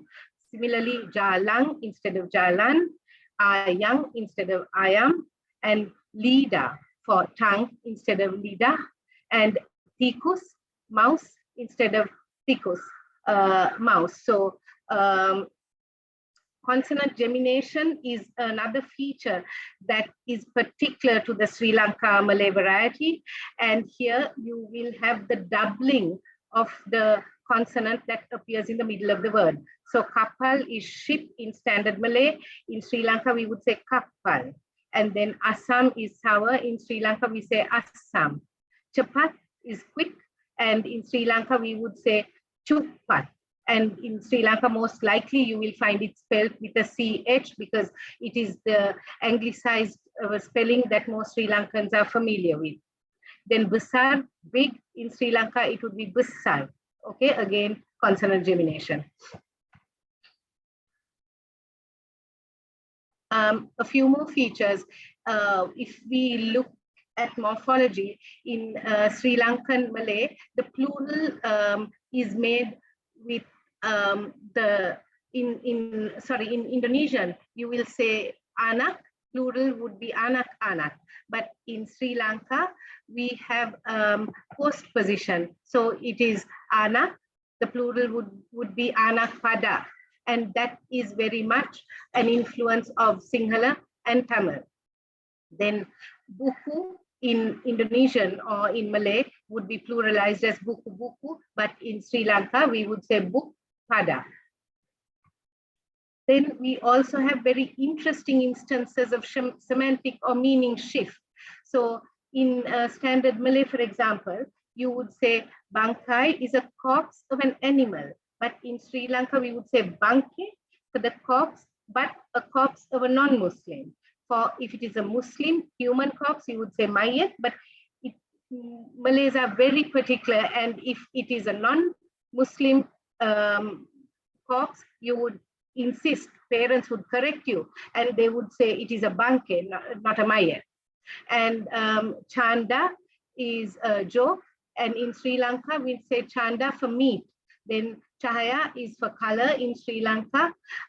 Pronunciation is different, but the meaning, in light in Sri Lanka, it is color. So like that, I don't have time, but you can also see some very, very interesting ways in which the word remains, but the meaning has changed. Not much, quite often, just ever so slightly, but semantic change nevertheless. So Sri Lanka Malay is a language that is unique, but talking about moving to the present, I also want to draw your attention to the fact that Sri Lanka Malay is now considered a threatened or an endangered language. And here I won't go into the details of these pictures and graphs, but just some evidence from my thesis to show you that when I checked on the receptive and the productive ability of several Malays. For the picture recognition task, I had nearly 200 Malays from 4 provinces, 9 districts of Sri Lanka. And overall, what you can see here is a scary decline in the ability of Sri Lanka Malays to recognize basic words, that Sri Lanka Malay words. So here you can see the provinces, Central Province, Eastern, Southern, and Western. And here you can see the ages. So 50 plus, 40s, 30s, and the youth. And what you see is an alarming decline of the Malay people's ability to recognize the pictures, to identify the picture based on what they heard. Moving on to the productive ability. So I also tested Sri Lanka Malay's ability to speak Malay. And again, I had over 180 participants. And when we looked at the vocabulary by age and province, what you see is that for those who are around the age of 50, this is where their vocabulary is. And here you will see it is wide and dispersed among the 30, 40s and declining in the younger Sri Lanka Malays. And then you will also see the age range again showing similar a similar trend. This is grammar syntax. I won't take too much time, but just enough to tell you that the data does indicate whether you look at it by age or by province, that the language is endangered indeed. So, yeah, I'm going to stop very soon. But I do want, sorry. I do want to end on a positive note, looking into the future. And I want to point out that Sri Lanka Malay is also a language that is constantly evolving and adapting. So here you have Malay as it was written in Gundul or Jawi, but now Sri Lanka Malay is written. It might be written in the Sinhala script, it might be written in the Tamil script, or even it might be written in the Roman script. And also it is a language that is very creative. So here, I don't know whether you will hear this, but you have Sri Lankan singers influenced by Western musical influence, but also in a very fusion kind of way, backed also by Indian tabla, coming up with and singing Sri Lanka Malay songs. So I'm just going to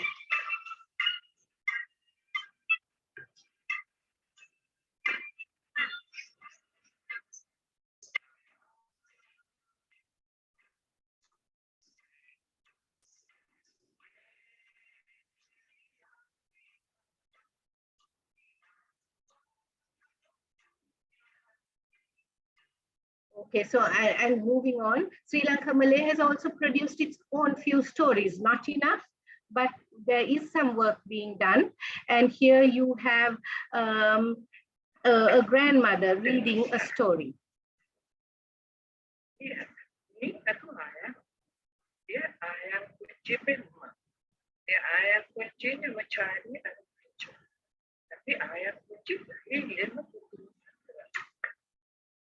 Okay, so, and it is also a language that is contemporary. I don't have time to translate these examples from social media, but it's absolutely creative, and it is cautionary, it is humorous. And so what I'm trying to show you here is that it is a language with a very mixed heritage. And in Sri Lanka also, it has got further mixed. And it is today a reflection of the multicultural and highly adaptable community that is using the language, and that is the Sri Lanka Malay community in this country. Thank you very much.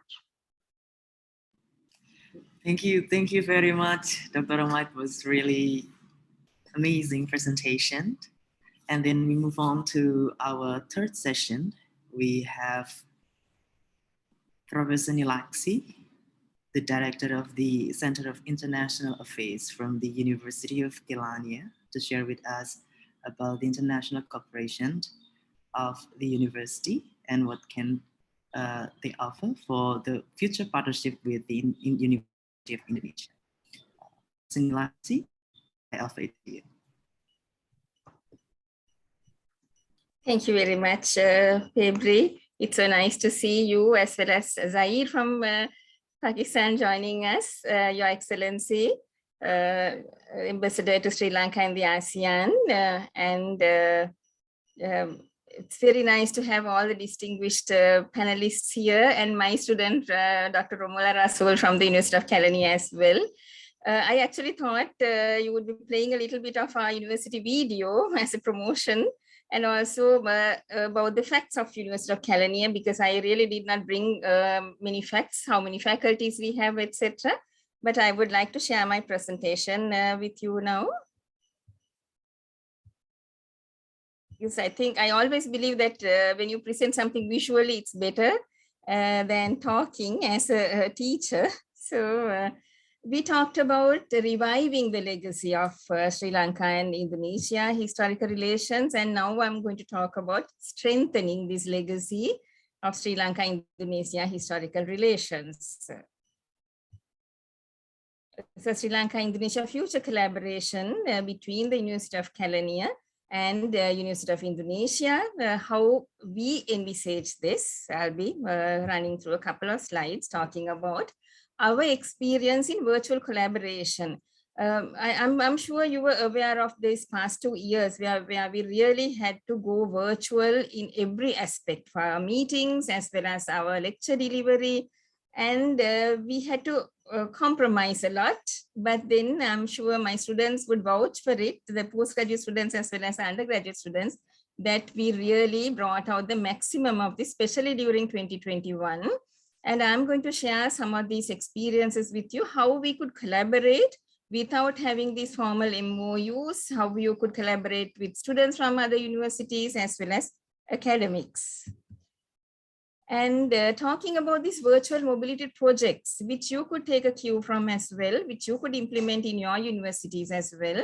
We have had collaboration with many European partners, including Pochega Polytechnic, Croatia, with our Department of Economics, and Tallinn University, Estonia, with the Faculty of Humanities of University of Kelaniya. And I'm proud to say that we have concluded 6 projects so far with them, all virtual. And Szczecin University, Poland, on German studies with the Department of Modern Languages, University of Kelaniya. And this is a major project that we had with University of Siegen, Germany, Fayum University, Egypt, Tongji University, China, Mother Teresa University, North Macedonia, and German Studies unit of the Department of Modern Languages, University of Kelaniya, connecting 41 undergraduates and about 19 academic staff. And also there were many scholarships that were offered to our students where they could not physically go to Germany. So all these were conducted virtually, the scholarship programs, the language programs that they were enrolled for, where the DRD, the German Academic Exchange, paid for all their cost, the tuition fees. Then the Goethe Institute Colombo supported us, the lecturers as well as the students, on many scholarships and training programs, all done virtually.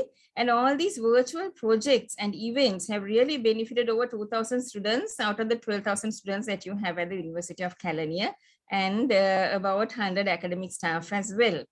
And I'm really proud to say that one of our virtual student mobility projects, one of the first actually, which we conducted with the University of Tallinn, with the German study students of Kelaniya and Tallinn University students of Kelaniya, on sites of memory in Germany, counterparts in Sri Lanka as well as in Estonia.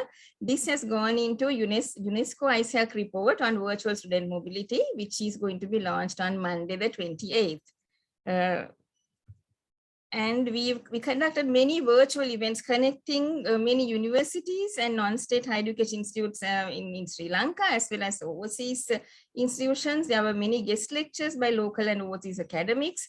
Then we conducted the Erasmus Days programs, and some of our alumni was there. Zaire and Fabri joined these events as well virtually, 2020 as well as 2021. Then several national workshops are conducted for state and non-state higher education institutes, cascade training, national cascade training, as well as cultural events where hundreds to hundreds of students took part, and also our well-wishers as well as international partners joined these events, Christmas event, New Year's Eve event, with the participation of, as I mentioned, several international partners. And when you have to execute these collaborations, you really need to have mutual trust as well as genuine interest. And of course, it's very cost effective, but it really requires time investment. And you should have respect for each other's cultures as well. And you should be adaptable, flexible, responsible. And of course, nothing would be successful if you do not have motivated students and staff. And at the University of Kelaniya, the students who and the staff who mainly benefited from these virtual mobility events and projects were actually from the Faculty of Humanities as well as the Faculty of Social Sciences. And how does our future collaboration look like? So during these wonderful presentations, we realized how much we have in common in language, in the history, and in our culture, in the cuisine. And so we can collaborate in many, many ways, bringing these two countries together, bridging the gap between these countries, and bridging a digital bridge. For the moment, I'm sure we can be mobile in a couple of months, maybe towards the end of the year or latter part of this year. But to take your whole class with you, your whole batch with you, I think the virtual possibility is very, very advantageous. And this is how I and the University of Kelaniya envisages the outcomes of the collaboration that we are planning to have with the University of Indonesia, becoming potential partners of EU-funded projects. I'm sure your universities have a lot of EU-funded projects, but if we can become partners of one project, it would really be beneficial for both our countries and both our universities. And I'm sorry for the spelling mistake, knowledge transfer, knowledge sharing, and enhancing intercultural competencies, understanding each other well, and broadening the horizons of the staff as well as the students, enhancing social skills and team spirit, personality development for the staff as well as the students who are participating, improving their linguistic skills because the lingua franca would be English here, and the students will have better career prospects because they would have a lot of exposure. And I saw that today also some of my students are here and the staff members are also here. So they enhance their knowledge, their world knowledge through these events and through this knowledge sharing. And of course, our aim is to, I hate the word produce, but to give to the society an outward thinking global citizen who would fit in everywhere, who would appreciate one's own culture, but also respect other cultures and learn from them. And increasing our visibility on the global platform through collaborative projects and virtual mobility open numerous avenues for academic and cultural exchange, knowledge sharing, knowledge transfer, and mutually beneficial collaborative research. Now I would run through a couple of images which really would show you how much we benefited, my students benefited, and the staff as well as the students of University of Kelaniya benefited during the past 2 years. And there's no limit, sky is the limit actually for these collaborative activities. So Alumni Day, Erasmus, and last year's Alumni Day or Erasmus Days, where we talked about digital transformation in our partner universities, the international office staff, as well as the academic staff and students, former students, as well as current students, shared their knowledge and their experience on digital transformation during the last 2 years. And then this is the major project I talked about, with 4 countries and 3 continents coming in, where we built a digital bridge across 4 countries. This is it. The students selected different themes, food, for instance, or historical sites, and attire common to the different countries. And they presented these on one day after working for 3 weeks together online. So they met only once online on one online platform. Then they discussed about what they are going to present, and there were mixed presentations from different countries. And these are the lovely images that really would remind us about the wonderful events, even guest lectures by eminent professors from Germany. And this is a project I talked about, which went into the UNESCO report as well, talking about sites of memory from 3 different countries, and talking about projecting your culture to the other world, other countries as well, and talking about Sigiriya here from Sri Lanka. Then the cultural events that we had connecting the entire world, about 15 countries here, and our local students, as well as friends and well-wishers, partners from other countries. So everybody has a happy face, as you can see. New Year's Eve event that we had, one of our students who is here as well, shared the experiences that the temple where he lives. That's on New Year's Eve. They would invite students from underprivileged families and distribute school books and essential material for the school children on New Year's Eve. Even during the COVID pandemic, as you can see, it had been practiced. And of course, on New Year's Eve, we had a little bit of fun as well, where the students presented their talents, singing and dancing, recorded videos, and also guest lectures of Erasmus visiting scholars, where this particular lecture was conducted in English for the benefit of all the students who took part. So you have about 200 students participating at any given time at these events. So these are the limitless possibilities that we have had. And I'm sure with the University of Indonesia, we could really think of such collaboration in the future. Thank you very much for your kind attention. Thank you very much, Professor Nilakshi. Next, I would like to invite Dr. Bondan Kanumoyoso, the Dean of Humanities Faculty of Universitas Indonesia, to speak. Dr. Bondan, I offer it to you. Ya, terima kasih Mas Wavan. Good afternoon, selamat sore. Thank you very much for the opportunity to give remarks in this important webinar. A relation between Indonesia and Sri Lanka have left a long historical record. According to existing sources, this relationship has existed at least since the 8th century or even earlier.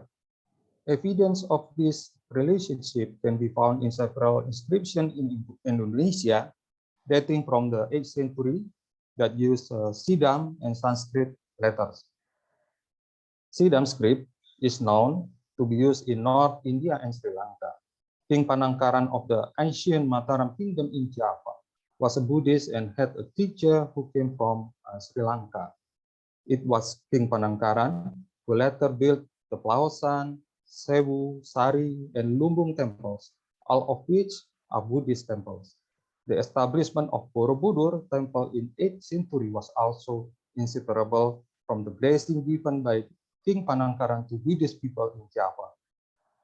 In the next period, relationship between Sri Lanka and Indonesia continued to be established.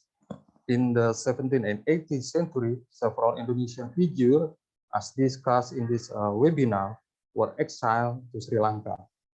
Through those who were exiled, the people of Sri Lanka began to know about Indonesia. Those who were exiled in Sri Lanka were not only came from Java, but also from Sumatra, Sulawesi, Ternate, Tidore, and various other areas in Western and Eastern Indonesia. Their existence explained why there is a population of Indonesian descent in Sri Lanka to this day. According to the population census conducted by the Sri Lanka government in 2012, there were 40,189 people of Malay or Indonesian descent in Sri Lanka. The two countries share some cultural similarities. Indonesia and Sri Lanka are members of the World Trade Organization. Both countries were founder of the non-alignment movement. The two nations established diplomatic relations in 1952. Indonesia has embassy in Colombo, where Sri Lanka has an embassy in Jakarta.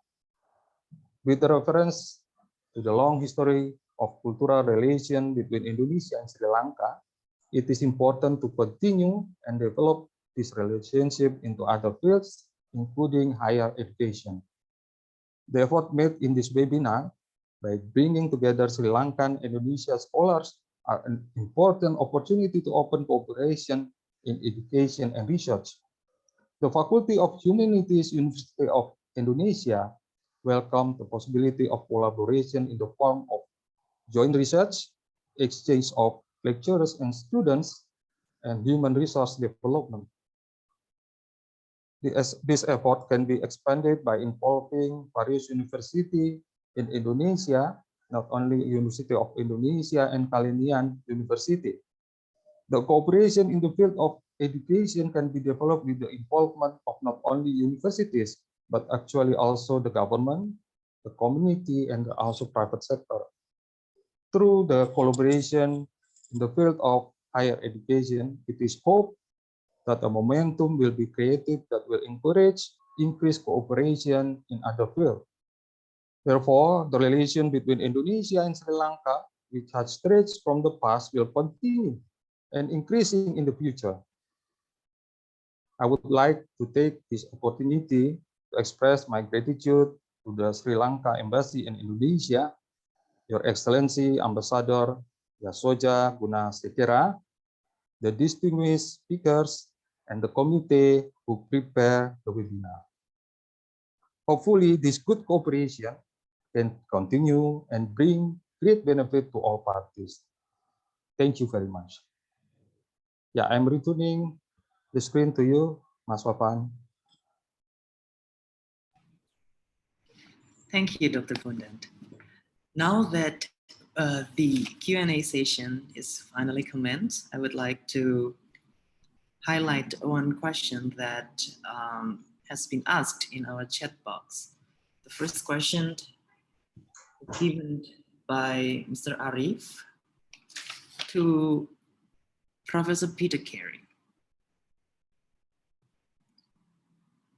Professor Peter Carey, from your presentation, we know about movement of slaves and soldiers from Dutch East Indies to Ceylon.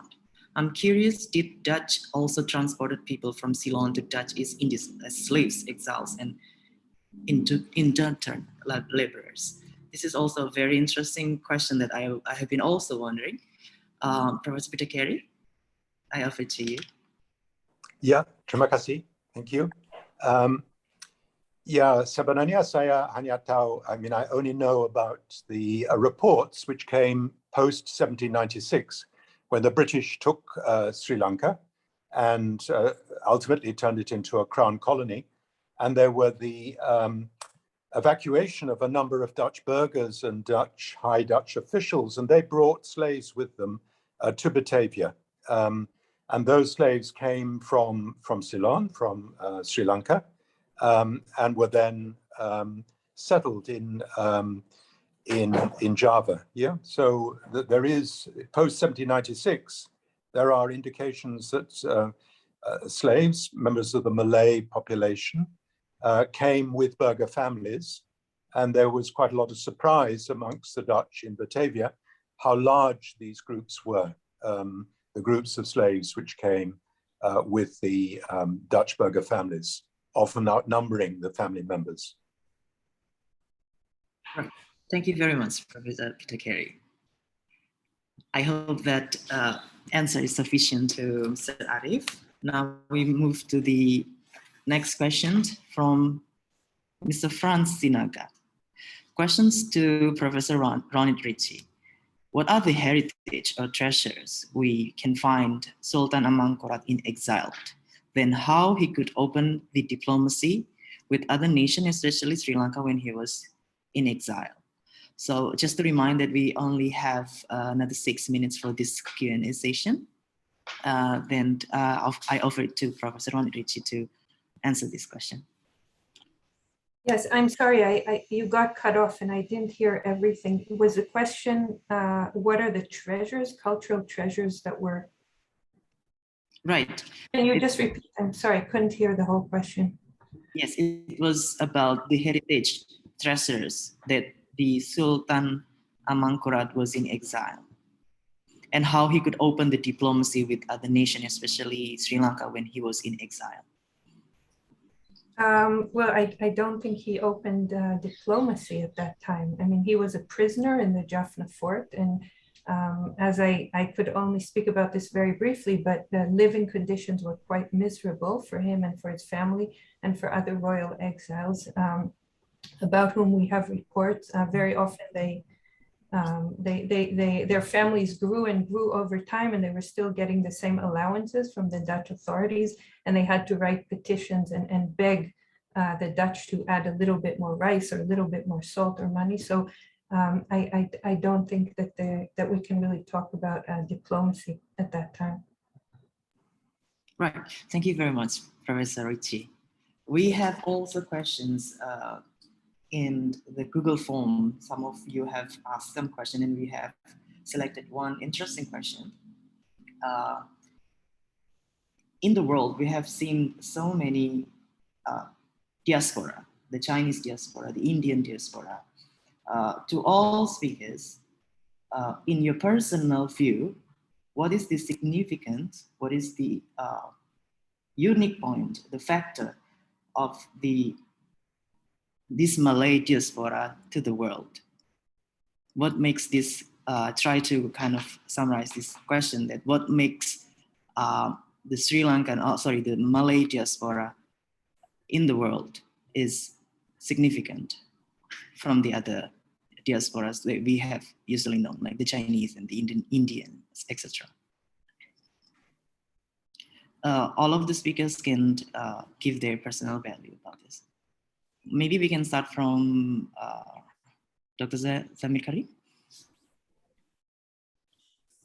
Thank you for the question. In my opinion, just like the Chinese and the Indians, even the Malays went to different parts of the world during the colonial period. So just like the other communities that are widespread, the Malays have also contributed culturally, as well as because they came as soldiers and as royal exiles to the country. As soldiers, they contributed so much. And then their descendants have continued to render yeoman service to the country in almost every field, as I mentioned during the lecture. So Malay community, whether it be in Cocos Islands or whether it be in Cape Colony, whether it be in Suriname, whether it be in Sri Lanka, whether it be in the Caribbean or wherever the Malays were exiled during the colonial period, whether it be from Malaysia or from the Indonesian archipelago, their descendants have continued to contribute so much, especially in terms of cuisine and in various other fields. So I think that is just as every other diasporic community, the Malay community has also contributed in terms of enriching the culture and in also producing a unique, diverse culture in those respective nations.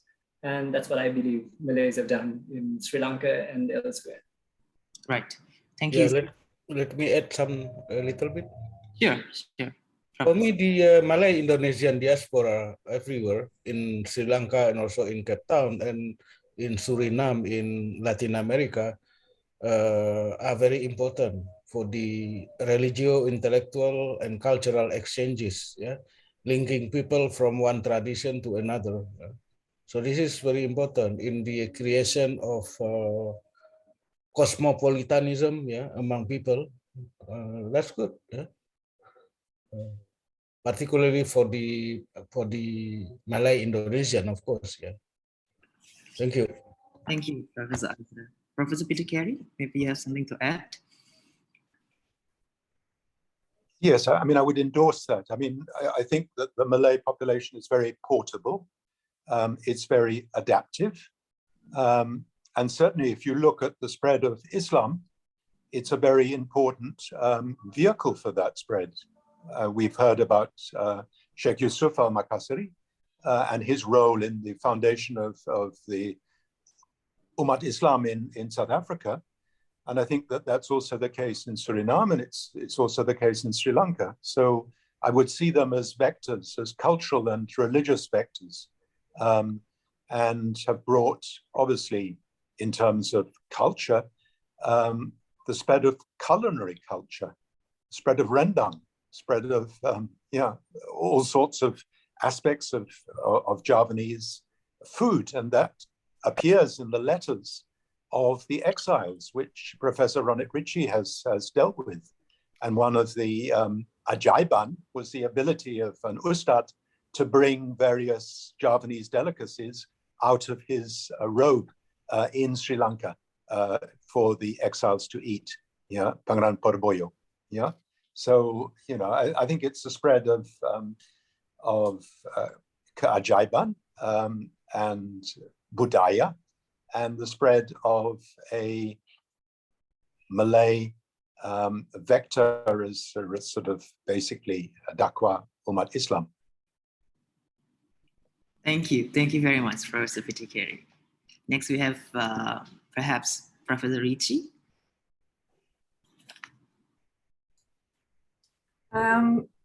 Yeah, I mean, I don't think that, I wouldn't say, that the Malay diaspora is unique, that it's different from all others. I mean, I think that diasporas, all of the ones you mentioned and other ones as well, we can see similarities in them, in the movement of people, in the adjustments, in the connections. But of course, what is really, really interesting is to see the particularities of every story in its own right. And I think that one of the very fascinating things, to me at least, about the Malays in Sri Lanka is, as I said, this resilience. I mean, it's a very tiny minority within a much, much larger population, most of which is different linguistically and religiously.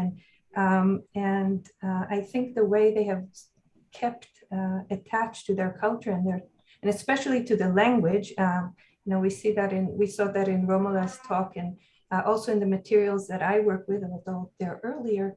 To me, that is something very, very impressive and very interesting, even if it's in some ways similar to other diasporas. Thank you very much, Professor Ritchie. Next one, Dr. Omoralso, as a Sri Lankan Malay, perhaps you could share your view on this particular issue. Thank you, February, but I think the speakers who went before me have covered all the aspects. So I think I have nothing to add. Right. So thank you very much, Dr. Romola. I would like also to thank all of you who have asked the questions in the chat box due to the limited time that we have.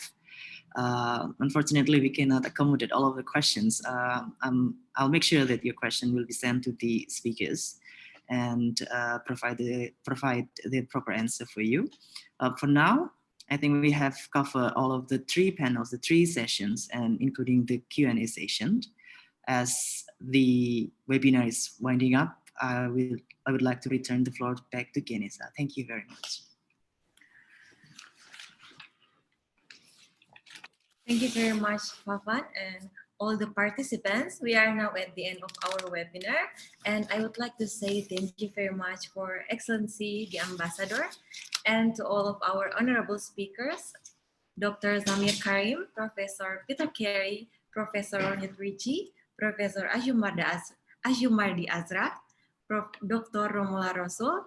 Thank you very much for sharing your valuable knowledge with all of us here today. And I also would like to thank all the participants for joining us today. Once again, thank you very much all. We hope to see you in another opportunity and wish you have a good day. Bye, everyone. Thank you. Thank you. Thank you very much. And I also just wanted to take the floor and thank all our wonderful speakers and our wonderful participants. It was a really interesting webinar. I think we really learned a lot from the discussion we had today, and we hope to take this forward to collaboration between the two universities, the University of Caledonia and the University of Indonesia, so that we can explore this important connection between our two neighboring countries, Sri Lanka and Indonesia, and hopefully that will lead to stronger relations between our two countries. Thank you, everybody. Thank you so much, Your Excellency. Thank you very much, Your Excellency. Yeah, Excellency. Yeah.